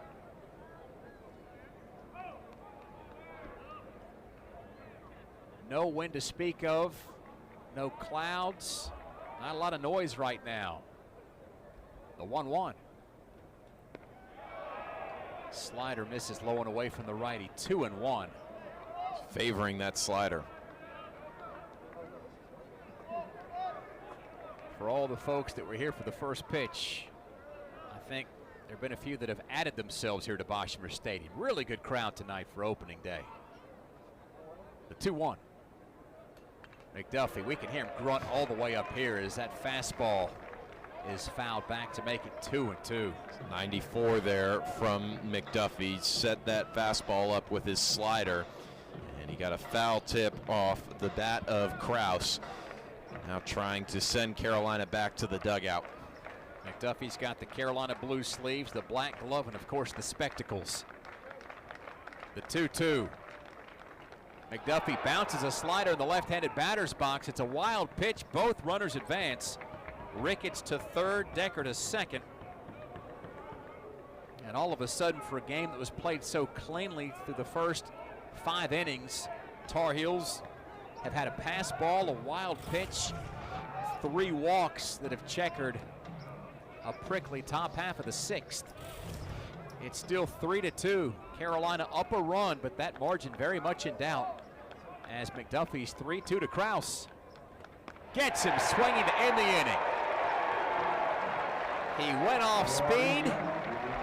His 2 earlier appearances. The 0-1, swing and a miss on the fastball. Winslow in a hole, 0-2. Big question here. How is Carolina going to respond to Indiana putting up a crooked number on the scoreboard? Indiana responded well to Carolina. Tar Heels have to get it back. The 0-2, Winslow reaches out and taps a mid-90s fastball foul.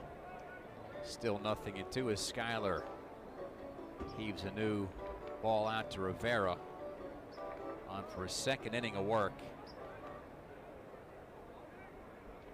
The pitch went off speed but missed high. 1 ball and 2 strikes to Winslow. The cleanup hitter for Carolina leads off the frame. Eric Paulson to follow, then Cooper Nicholson. A lot of new names and faces checkering this Carolina lineup. The 1-2. Glanced foul, still a ball and 2 strikes.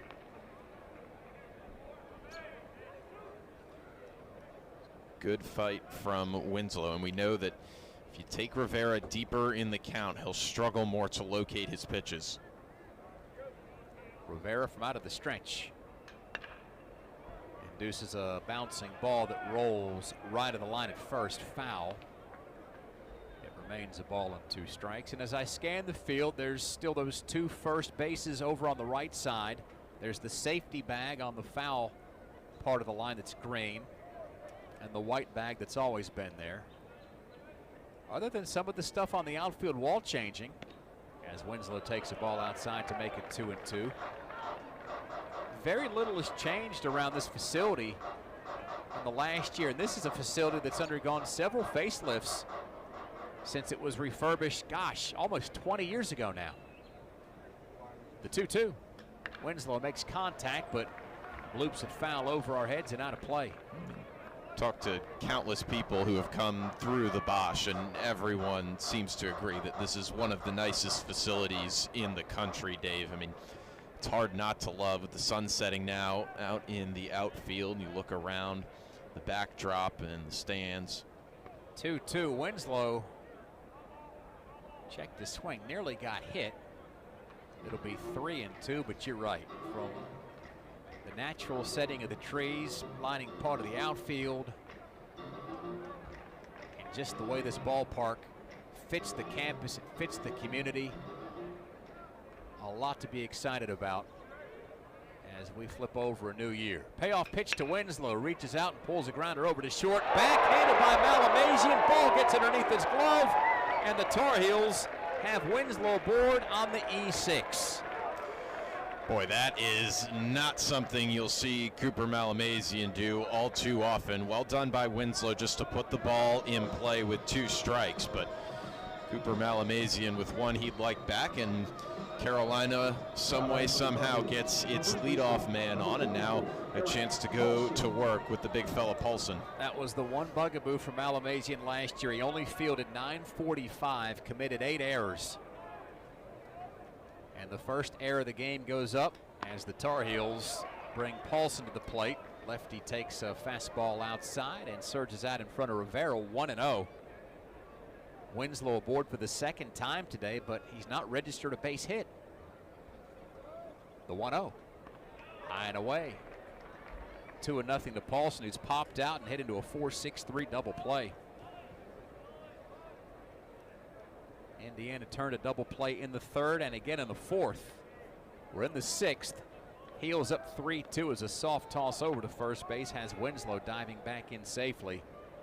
Hanley holds the runner. 2 balls and no strikes to count to Paulson. Rivera sets to fire. Swinging a bouncing ball foul behind the plate. Moves the count to 2-1. We'll play a doubleheader tomorrow. First game at noon. Matt Krause will be on the call. Not Aiden Krause. And they are not related, we have confirmed. Second game will begin about an hour after the first one goes final. Of course, there's Carolina basketball tomorrow afternoon. I'll have my hands full with that. 2 o'clock tip between the Tar Heels and Pitt Panthers. The 2-1. Outside for ball 3. Ben Mihalovic will be in the Smith Center signing autographs as well. Might make a cameo appearance over here in game 2 if schedules allow. Yeah, big day already for Carolina athletics. Men's lacrosse up 12-2 over High Point right now at Dorrance Field. Women's lacrosse already got a top 15 win at Syracuse, 13-9. Another throw over to first base. Winslow in safely. So that's 2 top 20 wins for Jenny Levy's women's lacrosse team so far. Do you remember the last time they lost? Because I sure don't. It's their 3rd longest winning streak in program history. As there's a hot shot just right as second base into right center field. Paulson, a solid piece of contact, advances Winslow into scoring position. And for a 2nd consecutive inning, Carolina has a little something brewing. That's the contact you expect to see from Eric Paulson this year. Just drilled the ball right up the middle. Could not have put that on ball any cleaner. And here comes Carolina again, getting the first 2 guys on. Cooper Nicholson, he's next up. And he led off the last inning when Carolina scored 3 runs with a leadoff walk. He came in to score the game's first run on Schaffner's sacrifice fly. Then Gallagher tripled in McGinnis and Heineck.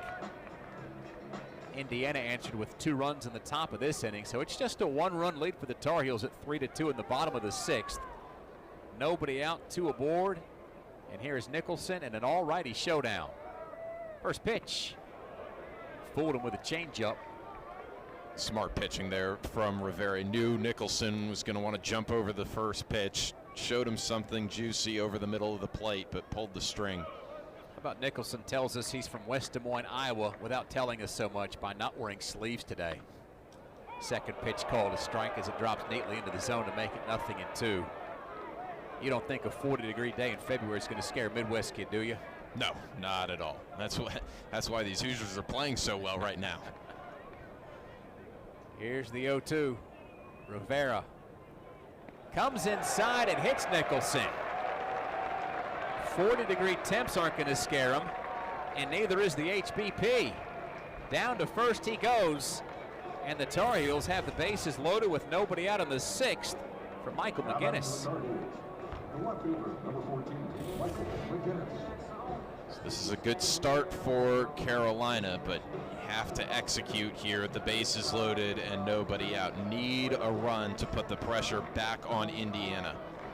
And here's the interesting thing right now with Rivera working into his 2nd inning. There's nobody in the visiting bullpen for Indiana. First pitch, fastball, deemed a strike. 0-1 to McGinnis, who lined out to short in the 2nd, then singled and scored in the 5th. We play on in the 6th. Sacks packed, nobody out. Heels nursing a 3-2 advantage. The 0-1. Beat him with a fastball. McGinnis in a 0-2 hole. Rivera's pitch count up over 40. And it feels like Indiana may empty the bucket just to try to get a win here tonight. The 0-2. Outside, 1 ball and 2 strikes. Again, it has been a long wait for the Hoosiers to win on opening day. Not since beating Memphis in 2019, as Indiana won its first game of the season. Next pitch gets away from Schuyler. Crashing in from third is Winslow, and the Tar Heels have a 4-2 advantage on the wild pitch. Wasn't pretty for Carolina. An error, a hit by pitch, and a wild pitch, but the Tar Heels found a way to get that run across, and now 2nd and 3rd and nobody out. You have to be thinking more. Well, there's an old football saying, the team that makes the fewest mistakes will win the game, and I think you could translate that over to the diamond as well. Translate that to just about any sport. 2nd and 3rd for the Tar Heels. Infield comes in. Count to McGinnis, 2-2. Pitch on the way, and that is strike 3. Over the heart of the plate. And the first-year Tar Heel heads back to the dugout, the first out of the inning. Not quite sure what McGinnis was looking for there. Just simple fastball over the middle from Rivera, beats his man. And how about this moment for Tyler Howe, the freshman who was instrumental in Carolina's fall victory over NC State at the DBAP with a pair of hits, and he's got a chance here to break this game back open. First pitch from Rivera. Lefty Howe takes outside, 1-0. As for Carolina on opening day, the Tar Heels all-time 45-8 here at the Bosch. Have won 26 out of the last 29 overall. As Howe slaps a pop-up to the left side. Decker can't find it in left, and it falls. Nobody from Indiana could find the baseball. Heads up base running by Paulson in from third to score. Another mistake by Indiana gives the Tar Heels a gift of a run, and it is 5-2 Diamond Heels in the bottom half of the 6th. Dave, that won't go down as an error, but it might as well be. Just totally misplayed the ball in left field, did Decker. He came in way too much and lost it. And somehow, some way, Tyler Howe gets his first collegiate hit, an RBI double, to push this Carolina lead back to 3. Al Amazing was the first guy downstairs that I saw that couldn't find the baseball. You thought Decker might be able to back him up. He could not.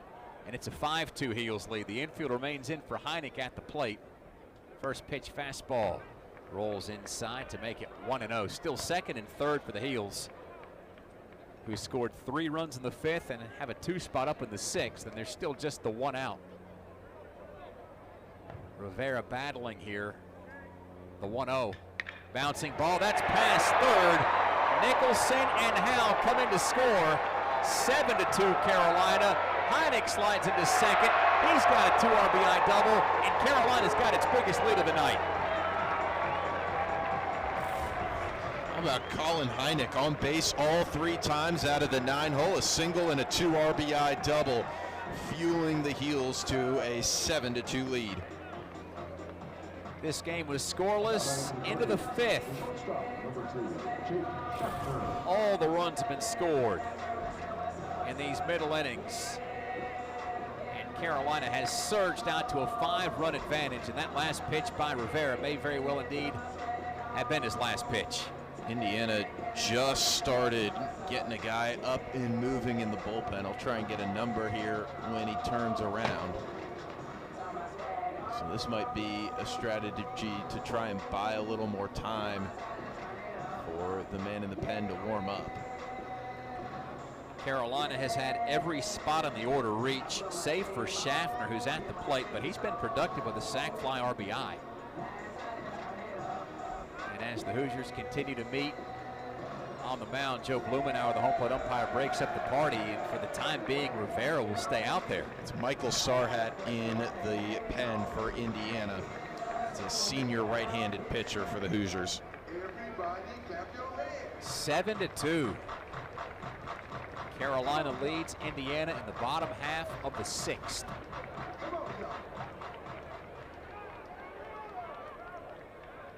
Heineck at second, Schaffner at the plate. Rivera fires a strike that's hip high, 1-0.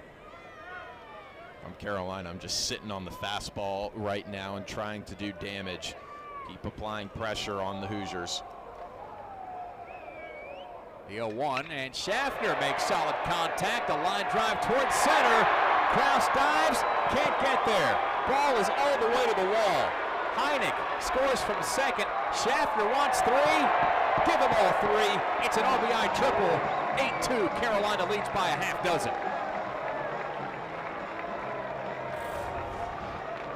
Not a great route at all by Kraus out in center field. I think he might be a little shaken up after diving to the ground.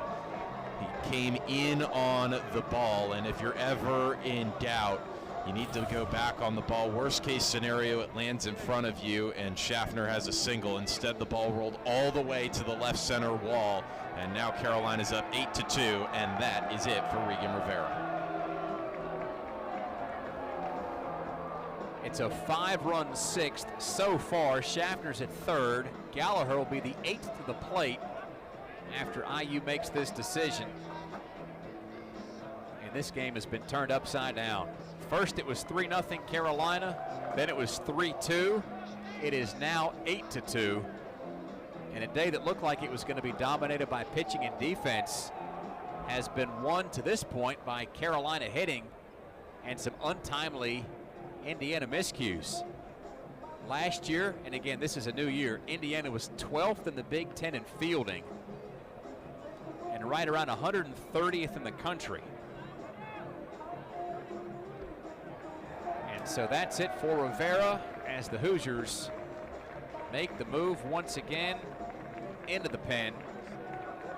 Sarhat, as you said, Ben, tough guy to miss at 6'6", 244. Out of Belmont, California.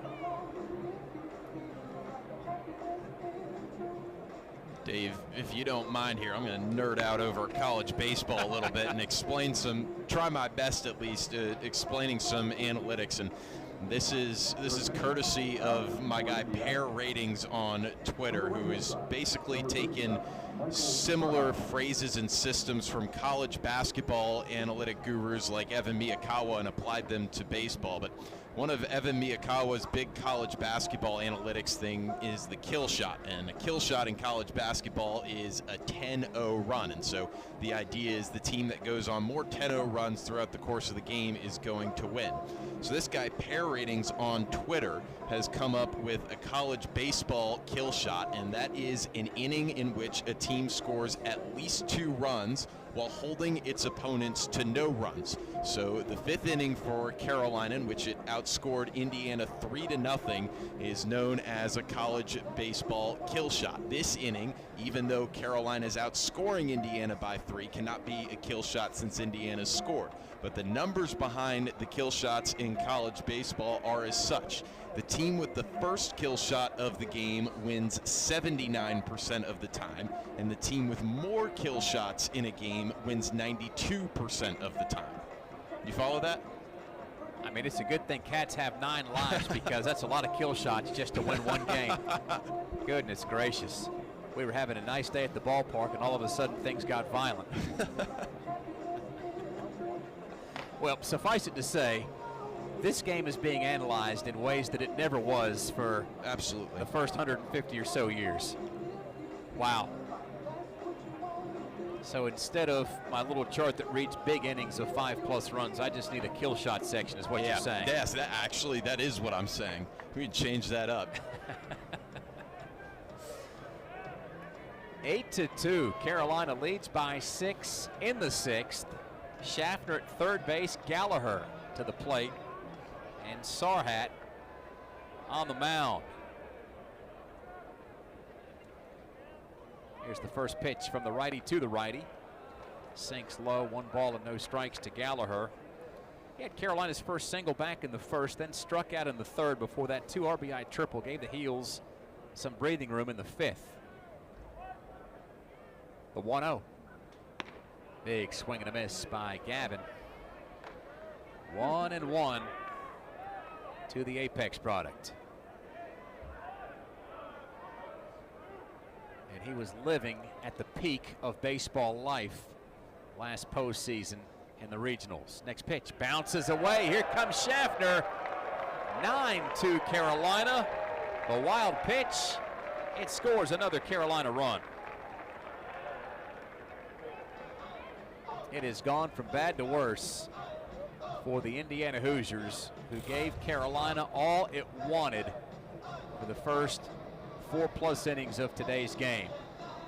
The Heels went ahead in the 5th and have added to the lead in the 6th. It's a 9-2 spread. The 2-1 to Gallagher. Contact as he sends a fly ball to straightaway center. Krause sets up to make the catch. And there's 2 down. I really thought that was the 3rd out. This inning has gone on for so long. Well, had that RBI double by Hal been fielded properly, it probably would have been.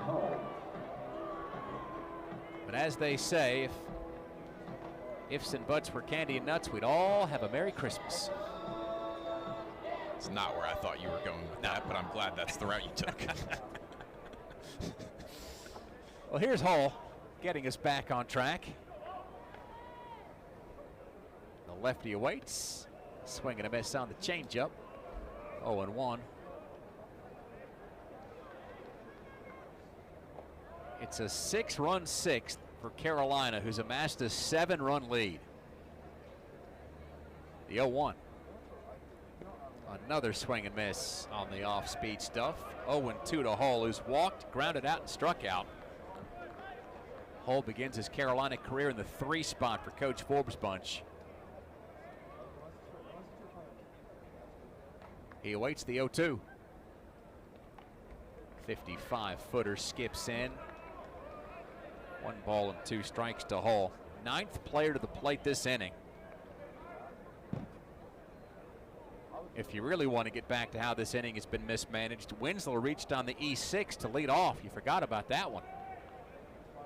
This inning could have been over long ago. The 1-2. Raked foul the other way. I hope your car's not parked out that way, Dave. You know what? I got a new parking spot this year. Oh, upgrades. Well, I'm not going to say it's better. It's just different. And it's a place I've never parked before. And I was wondering as I parked in, sidling up to a giant truck next to me, if I was in harm's way. The 1-2. Bouncing ball off the bat of Hull to the second baseman. Stewart collects and throws. Barely got Hull racing down the line for the final out of the inning. As we go to the 7th, Carolina has put some distance between itself and the Hoosiers. It is a 6-run inning. And once he settles in, we'll see how good he can be. Back to the top of the order, and Will Moore, lefty, shows bunt, pulls it off, and takes a high fastball, 1-0. 9-2. Carolina leads by 7 in the 7th. Remember, this was just a one-run game entering the bottom of the 6th before the Tar Heels erupted for 6 big runs. Second pitch by Flannery, runs inside of the lefty. It's a 2-0 count to the third baseman, Will Moore. Scoreboard only says 92 miles an hour on that fastball, but with the violence Flannery throws with, it looks like more like 94 or 95. That one only came in at 89. Low and outside. It's a 3-ball, no strike count to the Paris, Ontario product. Paris, Ontario, by the way, named the prettiest little town in Canada for those scoring at home or abroad. The 3-0. There's a strike call in the outside corner, 3-1. I'll do you one better. The first phone transmission of a distance went between Brantford and Paris, Ontario, according to Alexander Graham Bell, who invented the telephone. Clearly too cold to go outside. Why not dial it up from the living room as Flannery dials up a strike to make it 3-2.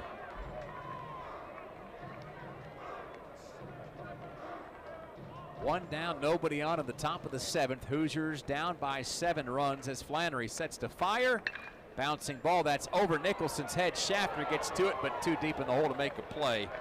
Infield single for Moore, who's now 1 for 4 in the evening. Unlucky there by Nicholson. He was actually positioned fairly in the right spot, just not deep enough to make a play. And let's not let that go unnoticed that Schaffner was able to track that ball down so deep in the hole. Obviously, there's no throw he can make, but in a situation where runners were on the bases, that could prove to be pivotal. Denny next up at the plate. The righty bashes the first pitch.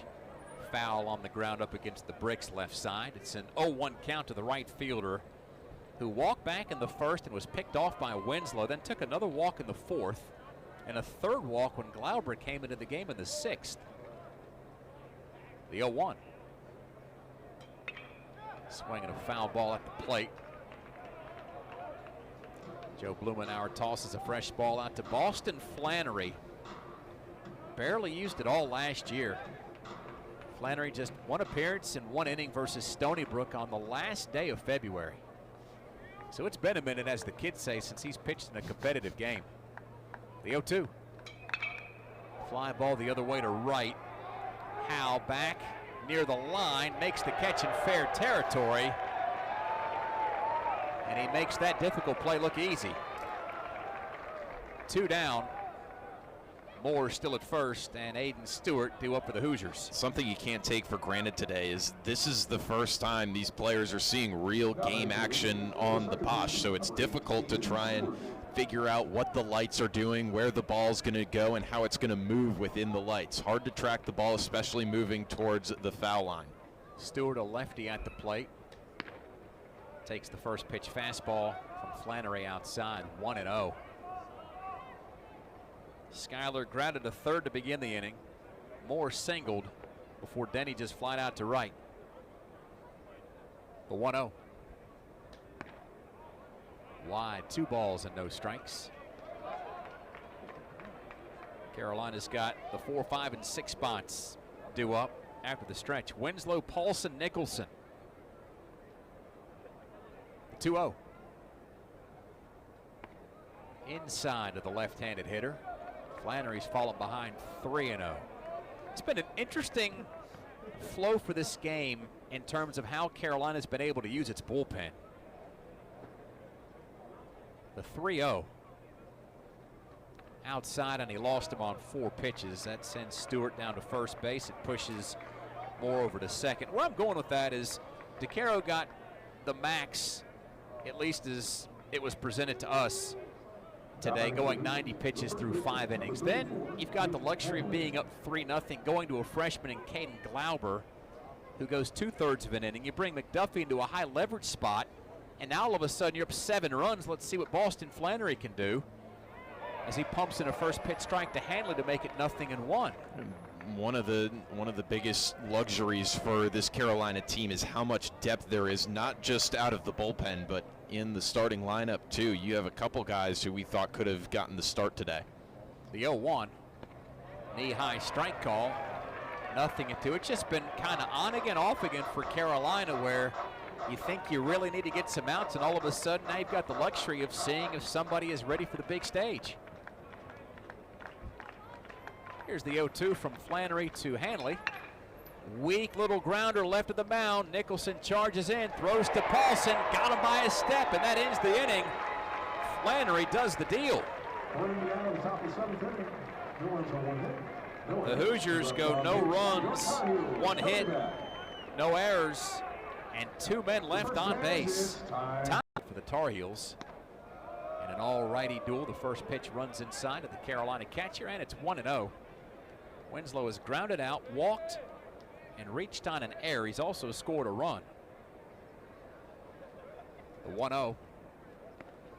Half swing and a miss. 1 ball and 1 strike. I think Winslow was anticipating fastball, and he got something entirely different.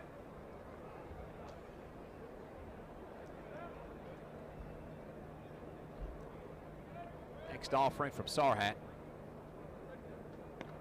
Broke off another devastating off-speed pitch for strike 2, and it's 1-2. Makes you think after the last swing and now the take from Winslow, he might be guessing up at the plate.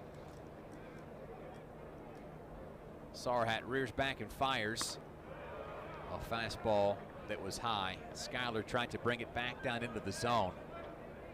2 balls and 2 strikes. It's been a relatively windless evening here in Chapel Hill as the 2-2 sent scorching back through the middle and into center field for making Winslow's first hit as a Tar Heel. 3rd time he's reached. And Carolina gets the leadoff man aboard here in the 7th. So when there was daylight, there wasn't a cloud in the sky. Darkness surrounds us here at 6:30. Those flags atop the batter's eye haven't moved in the last couple of hours. And for all the fans that were here 2.5 hours ago for the first pitch, this fan support has only grown as the game has worn on. I hope they brought their coats. This is Paulson. Clobbers the first pitch. Foul left side. 0-1.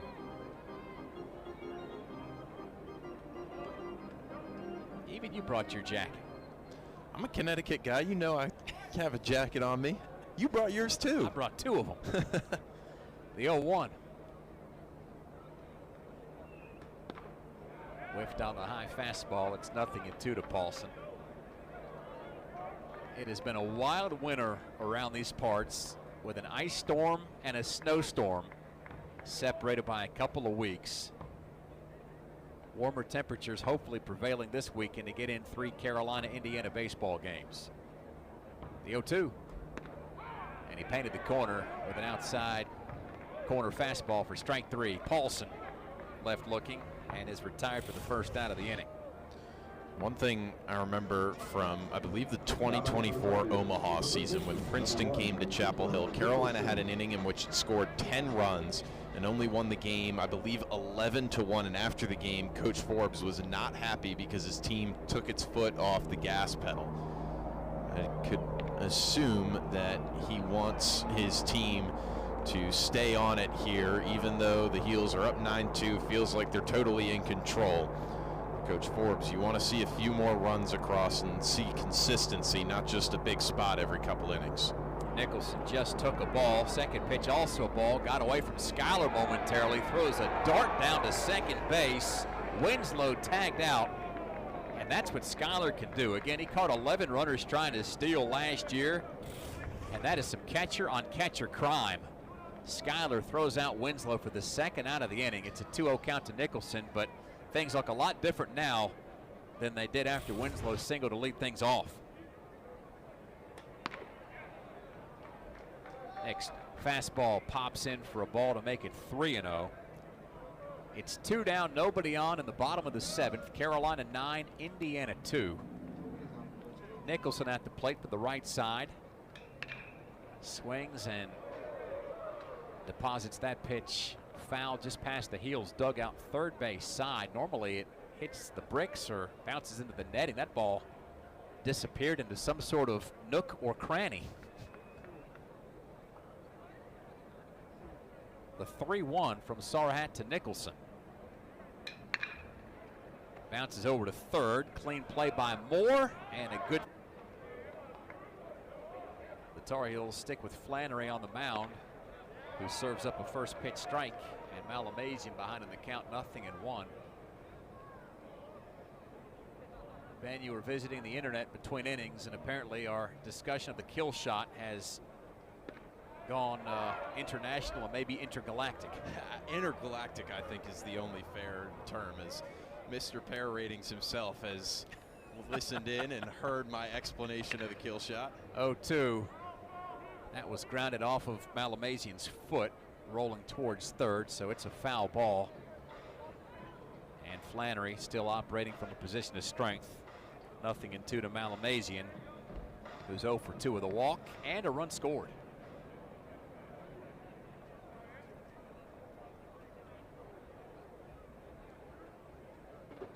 The righty to the righty, bounces a ball outside, 1-2. Malamazian 3 times All-State back in Illinois, won a couple of state titles. Attended the same high school as Minnesota Vikings quarterback J.J. McCarthy. The 1-2. That's high. 2 balls and 2 strikes. Flannery's got that big fastball. He's added a cutter and a splitter to go with his best off-speed pitch, a slider. 2-2.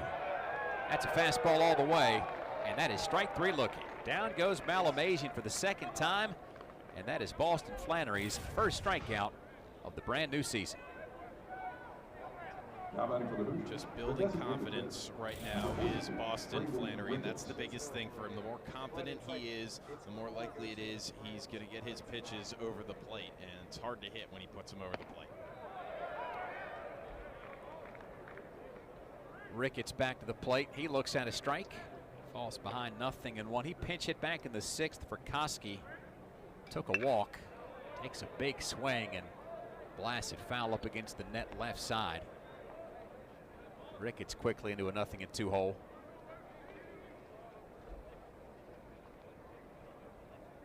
Flannery sets to fire. The 0-2. Got him. Back-to-back strikeouts for Flannery. And if this small sample size is any indication of what's to come, I would say the staff knew exactly what they were talking about when they gave us those rave reviews of young Boston Flannery a few weeks ago. I wonder, with the doubleheader tomorrow and the way Flannery's pitching, do you send him the rest of the way here tonight? Decker next up to the plate, takes the ball to make it 1-0. Decker had that weird 2 RBI single off of second base, which extended the 6th inning. Second pitch called a strike, and it's 1-1. Had it not been for that twist of fate, Carolina very easily could be working a shutout right now. Instead, it's 9-2 in the 8th, as Flannery rears back and heaves a big fastball inside of the lefty. 2-1.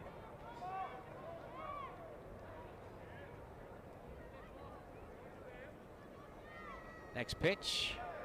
Painted the outside corner, stays with the fastball. Count even at 2-2 with nobody on and 2 down. Carolina potentially a pitch away from getting off the field. Paint, the perfect word to use there. That pitch is unhittable. The 2-2 inside for ball 3. Again, we can hear Flannery grunting and heaving all the way up here in the broadcast booth with these noise canceling headphones on. Payoff pitch. Just missed inside. That's ball 4. Flannery was that close to striking out the side. Instead, it's his second walk, and the inning continues with Aiden Krause, who's 2 for 3 with a pair of singles and a strikeout. He got those base hits off of DeCaro. McDuffie struck him out in the 6th. It's Boston Flannery to see him in the 8th with Carolina up 9-2. The first pitch inside of the right-handed hitter. 1 ball and no strikes to Krause.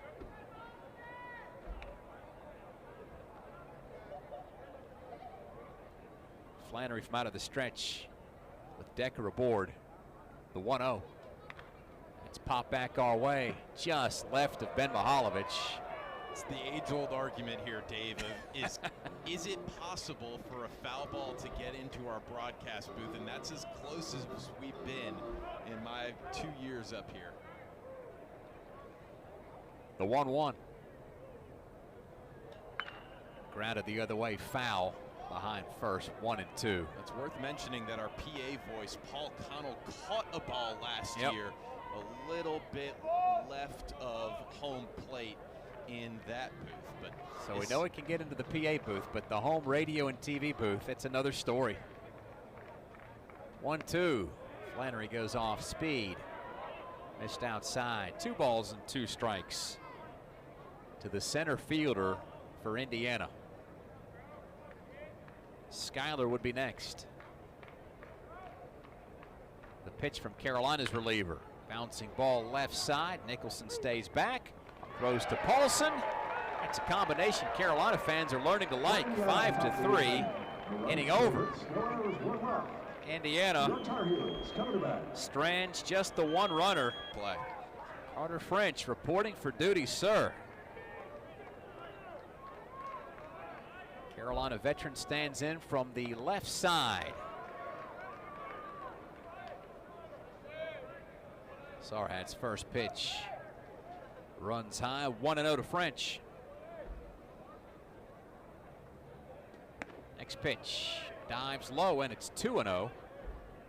This guy might be the only athlete at Carolina who's better academically than he is athletically, and he is really good athletically. The 2-0. Foul ball lobbed left side out of play, 2-1. Well, how good is he? He played 4 years of high school football in Florida as a wide receiver. All-state. Won a state championship in football. Won a state championship in baseball. Finished second in his class. Had football offers from Ivy League schools, but walked on here to play baseball at Carolina. 2-1, barely missed wide to make it 3-1. So he gets into Carolina because of his books, makes the team because of his skills, and started the second half of the season last year for one of the best teams in the sport. 3-1, French, he knocks a high fly ball deep to left field, but it's caught, basket catch made, and French, as he just got to second base, turns and heads for the dugout. That was Cal Gates out there, circling around and taking the long way to an F7. Unlucky for French. It's as good a contact as I've seen him put on a ball. Only singles last year for the Doctor, but some of them very timely, including a game-tying single against NC State. Here's Tyler Howe with 1 down and the base is clear. Looks at a strike. Falls behind 0-1. He's 1 for 3 with an RBI double and a run scored. The 0-1, swing and a miss. Good changeup by Sarhat as the IU pitcher out in front of the Tar Heel hitter, 0-2. It's a 9-2 Carolina lead in the 8th.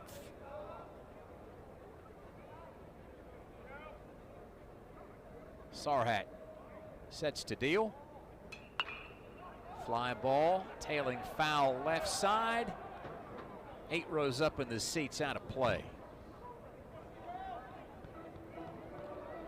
Well, partner, the lights have come on and the stars have come out at night. The Tar Heels offense took a little bit of time to get in gear, but a 3-run 5th and a 6-run 6th have provided enough offense to claim this one. Bouncing ball foul at the plate keeps the count to Howe, 0-2. Carolina's used Jason DeCaro, Caden Glauber, Walker McDuffie, and Boston Flannery on the hill, and outside of a couple nervy moments from Glauber, who got his debut, everybody has looked the part. The 0-2 again to Howe. Settles a little high, 1 ball and 2 strikes. I wouldn't worry too much about Caden Glauber. It looked like he got a ground ball that probably should have gotten him out of the 6th inning. Just an unlucky bounce off of the second base bag. 1-2 bounces, 2 balls and 2 strikes. Coach Gaines was talking earlier this offseason about pitchers who have made their Carolina debut And if I'm recounting this story right, he said the first pitch that Trent Thornton ever threw got sent over the fence.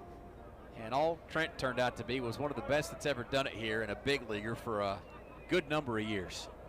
The 2-2. That's a bouncing ball back through the middle. It got behind Sarhat, sliding to get to it is Malamasian, who comes up throwing, and he just got Hal by an eyelash. A couple guys want to challenge it down in the Carolina dugout. Eric Paulson making the universal signal, tapping his hands to his ears. Up 9-2. I don't think Carolina's going to roll over on this one. I think they want the review, and it appears as if the umpires will come together on the first base side of the mound and give this a second glance. If it stands up and the call is confirmed, then there's 2 down in the inning and there's nobody on base. But if it's overturned, Carolina's got a 1-out base runner and maybe the most dangerous guy in the roster at the plate. That's Colin Heineck, who's singled and doubled and driven in 2 and scored a couple and been on base 3 times. He's hitting 9th, which is about where Gavin Gallagher got his first career start at. And this Carolina team too, that's the other thing, is the Tar Heels will go places this year if it gets that type of production out of the bottom of the order. Now, you can say if Heineck's going to hit like that every day, he's probably not going to hit in the 9 spot on a daily basis. However, this is a very, very deep Tar Heel roster, and to be able to get that type of production from your 9 hitter is very, very important.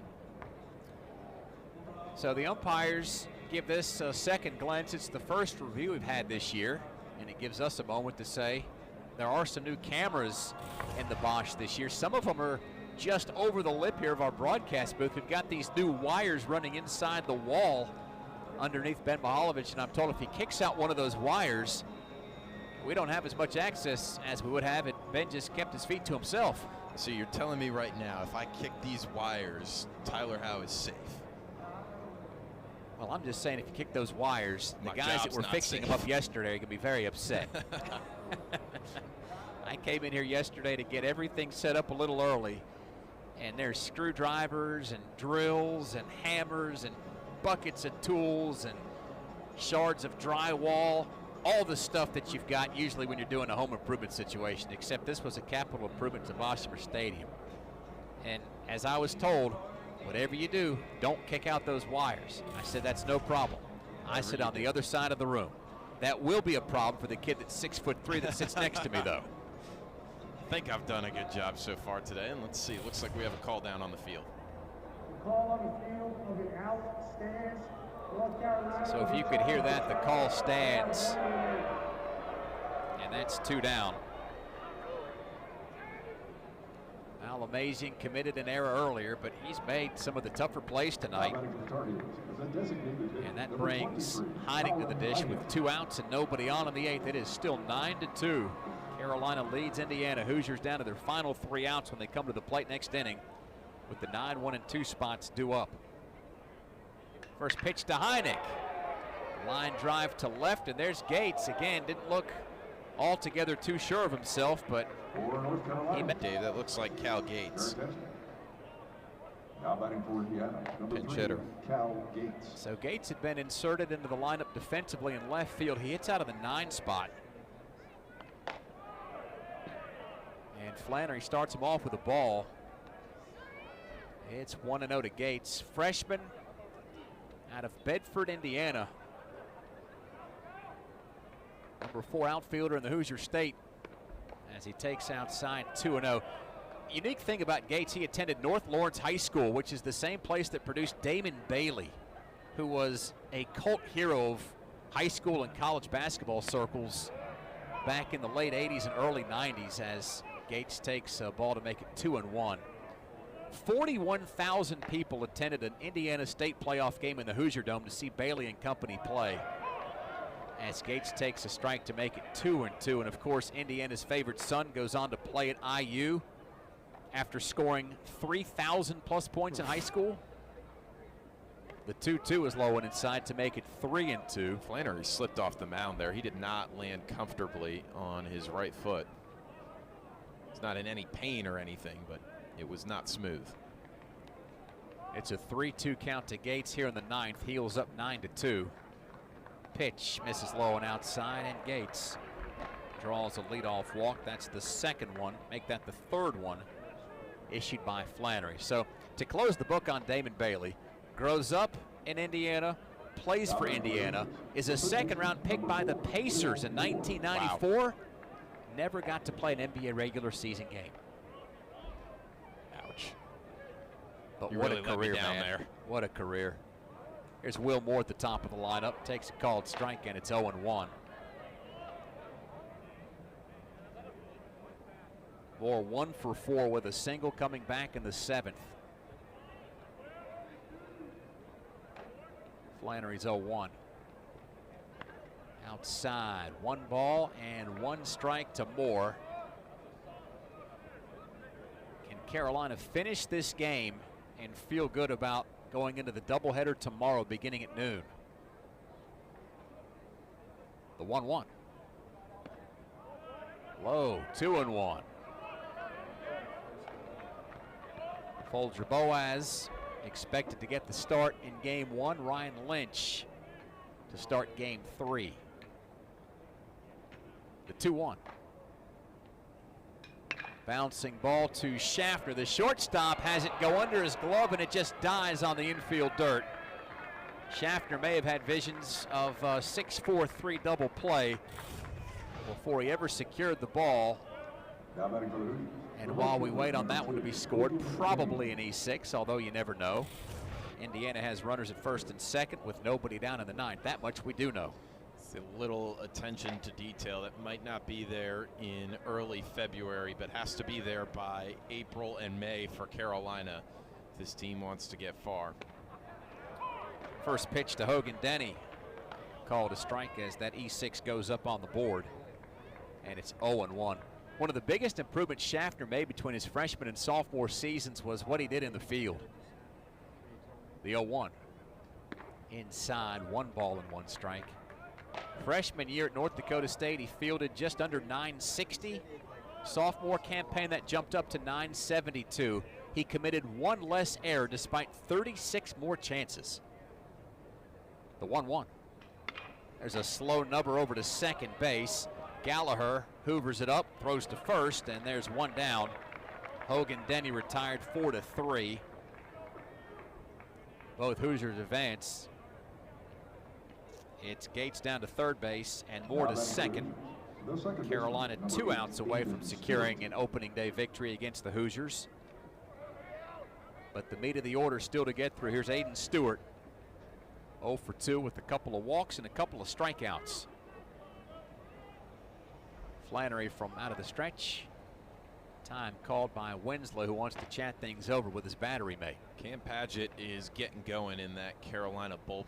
I'd have to imagine Coach Forbes does not want to use an extra pitcher today, and with Flannery's pitch count being up around, I think, over 40 at this point. It's over 50 now. It's over 50 now. Okay, there you go. With Flannery's pitch count being that high, probably doesn't want to use another pitcher, but I spoke too soon, as here comes Coach Forbes, and have to imagine that means Padgett's coming into the game.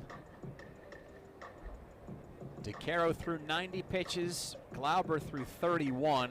McDuffie only needed 5 pitches to get through his share of the workload. Flannery looks like he'll finish with 51 pitches. Again, for a kid that only pitched 1 time last year and had been used sparingly in his career, if he turns out to be somebody Carolina can count on this year, you don't want to empty the bucket in game number 1. Absolutely not. There's the call to the pen. And here comes Cam Padgett.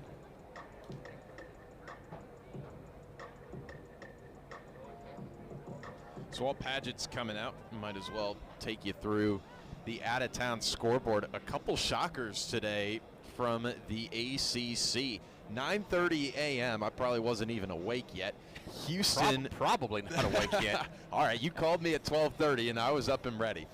Houston took down Wake Forest 8-2. Blake Morningstar, who is a star really for Wake Forest, took the loss in that game for the Demon Deacons. And big early win for the Cougars, taking down number 21. And then Michigan State pulled off a top 10 upset, beating number 8 Louisville 4-3 at Jim Patterson Stadium in Louisville, Kentucky. Now, a couple of other ACC teams have been faring a lot better than those two. Pitt took down Western Michigan 12-4. Virginia, with its new coaching staff featuring Chris Pollard and a ton of Duke transfers, is beating Wagner 13-7 in the bottom of the 7th inning. Duke, which lost Chris Pollard and a number of players, was able to beat Maine today 8-3.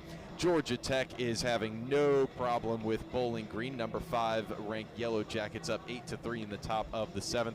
Clemson, a little bit of a scare from Army out of the Patriot League, but the Tigers held on 3-2 at home. Virginia Tech took down in-state foe William and Mary 9-2. NC State is currently leading Washington. That game being played in Puerto Rico, Dave. 7-0 Wolfpack in the bottom of the 5th. That's actually a rematch of the men's soccer national championship game. One of the better athletic events I've ever seen. Washington went up 2-0 in the start of the second half. Seemed like the Huskies were in control, and then out of nowhere, NC State came roaring back, tied the game at 2.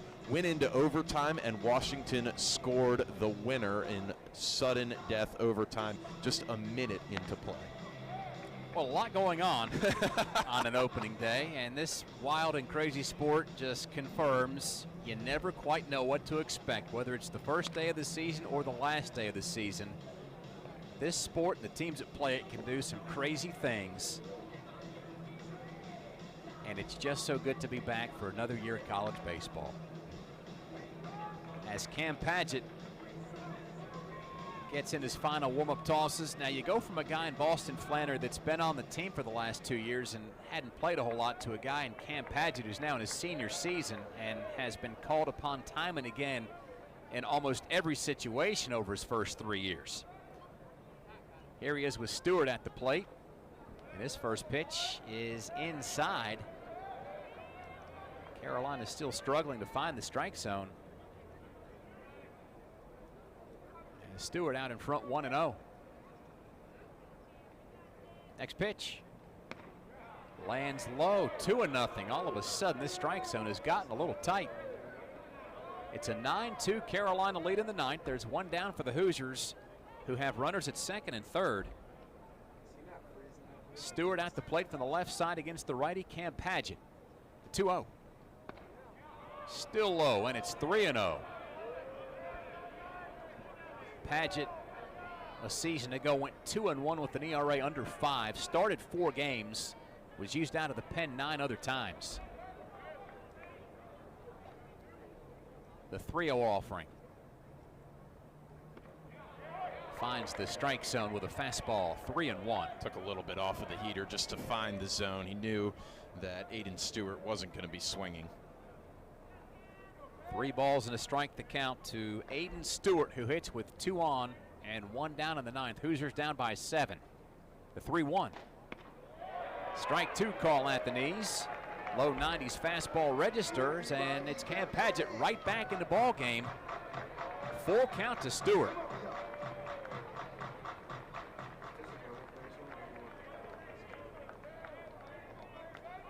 Gates at third base, Moore at second. Payoff pitch. Got him swinging, and that's 2 down. Padgett out of the pen and in business. Cam Padgett's just a total warrior for this Diamond Heels team. He's been used, like you said, Dave, in just about every scenario you can imagine as a pitcher, and he shows up time and time again, and now 1 out away from giving the Diamond Heels an opening day victory, and he's got the toughest Indiana bat at the plate. Jake Hanley 0 for 4 from the left side, swings and crushes the first pitch foul into the last row of the seats left side. 0-1 to Hanley, who's flied out, struck out, fouled out, and grounded out. The Tar Heels have gotten him every which way.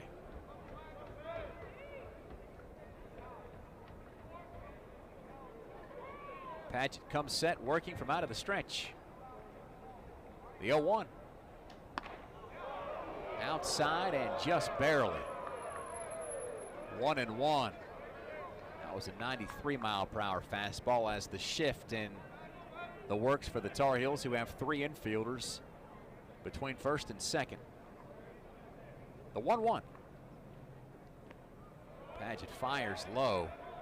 2-1. Took a little something off of that last pitch to the cleanup hitter. Paget blends the changeup and the slider with that four-seamer. He tries to give the Tar Heels a 9-2 win. Will it happen here? Let's find out. The 2-1 to Hanley. Downstairs, 3-1.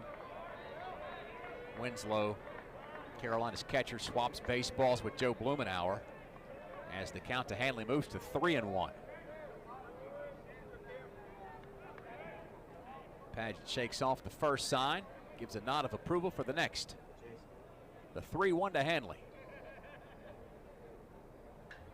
Ripped towards right and into the gap. It splits the 2 Tar Heel outfielders as Hanley drives in 2 runs. Gates and Moore score, and the Hoosiers still fighting, down 9-4, down to their last out in the 9th. You had to figure that Hanley was going to get his eventually, and big swing into the right center gap. He does his job, and Indiana's not going to go away quietly. Carter French, by the way, has stayed in the game to play left. Howe still in right, Hull still in center. And Cooper Malamazian at the plate to try to extend this game with a runner at second and 2 down for the Hoosiers, down 9-4. Paget pumps in a fastball, called for a strike. 0-1 to the righty Malamazian, who's 0 for 3 with a walk and a run scored. Hanley extends off a second base. Tar Heels don't pay him much attention. Paget's 0-1. High and away. 1-1 to Malamazian. This Coach Forbes, 6th year as Carolina's head coach. His predecessor, Mike Fox, always said that 27th out is the toughest to get. And that's the number the Tar Heels are aiming for right now. The 1-1. Malamazian grounds over to his shortstop counterpart. That's Jake Schaffner. He collects on a hop and throws to first base. Got him. Malamazian is retired, and the Tar Heels will send it into the win column. First one of 2026. Final score, Carolina 9, Indiana 4. First ever matchup between these 2 programs.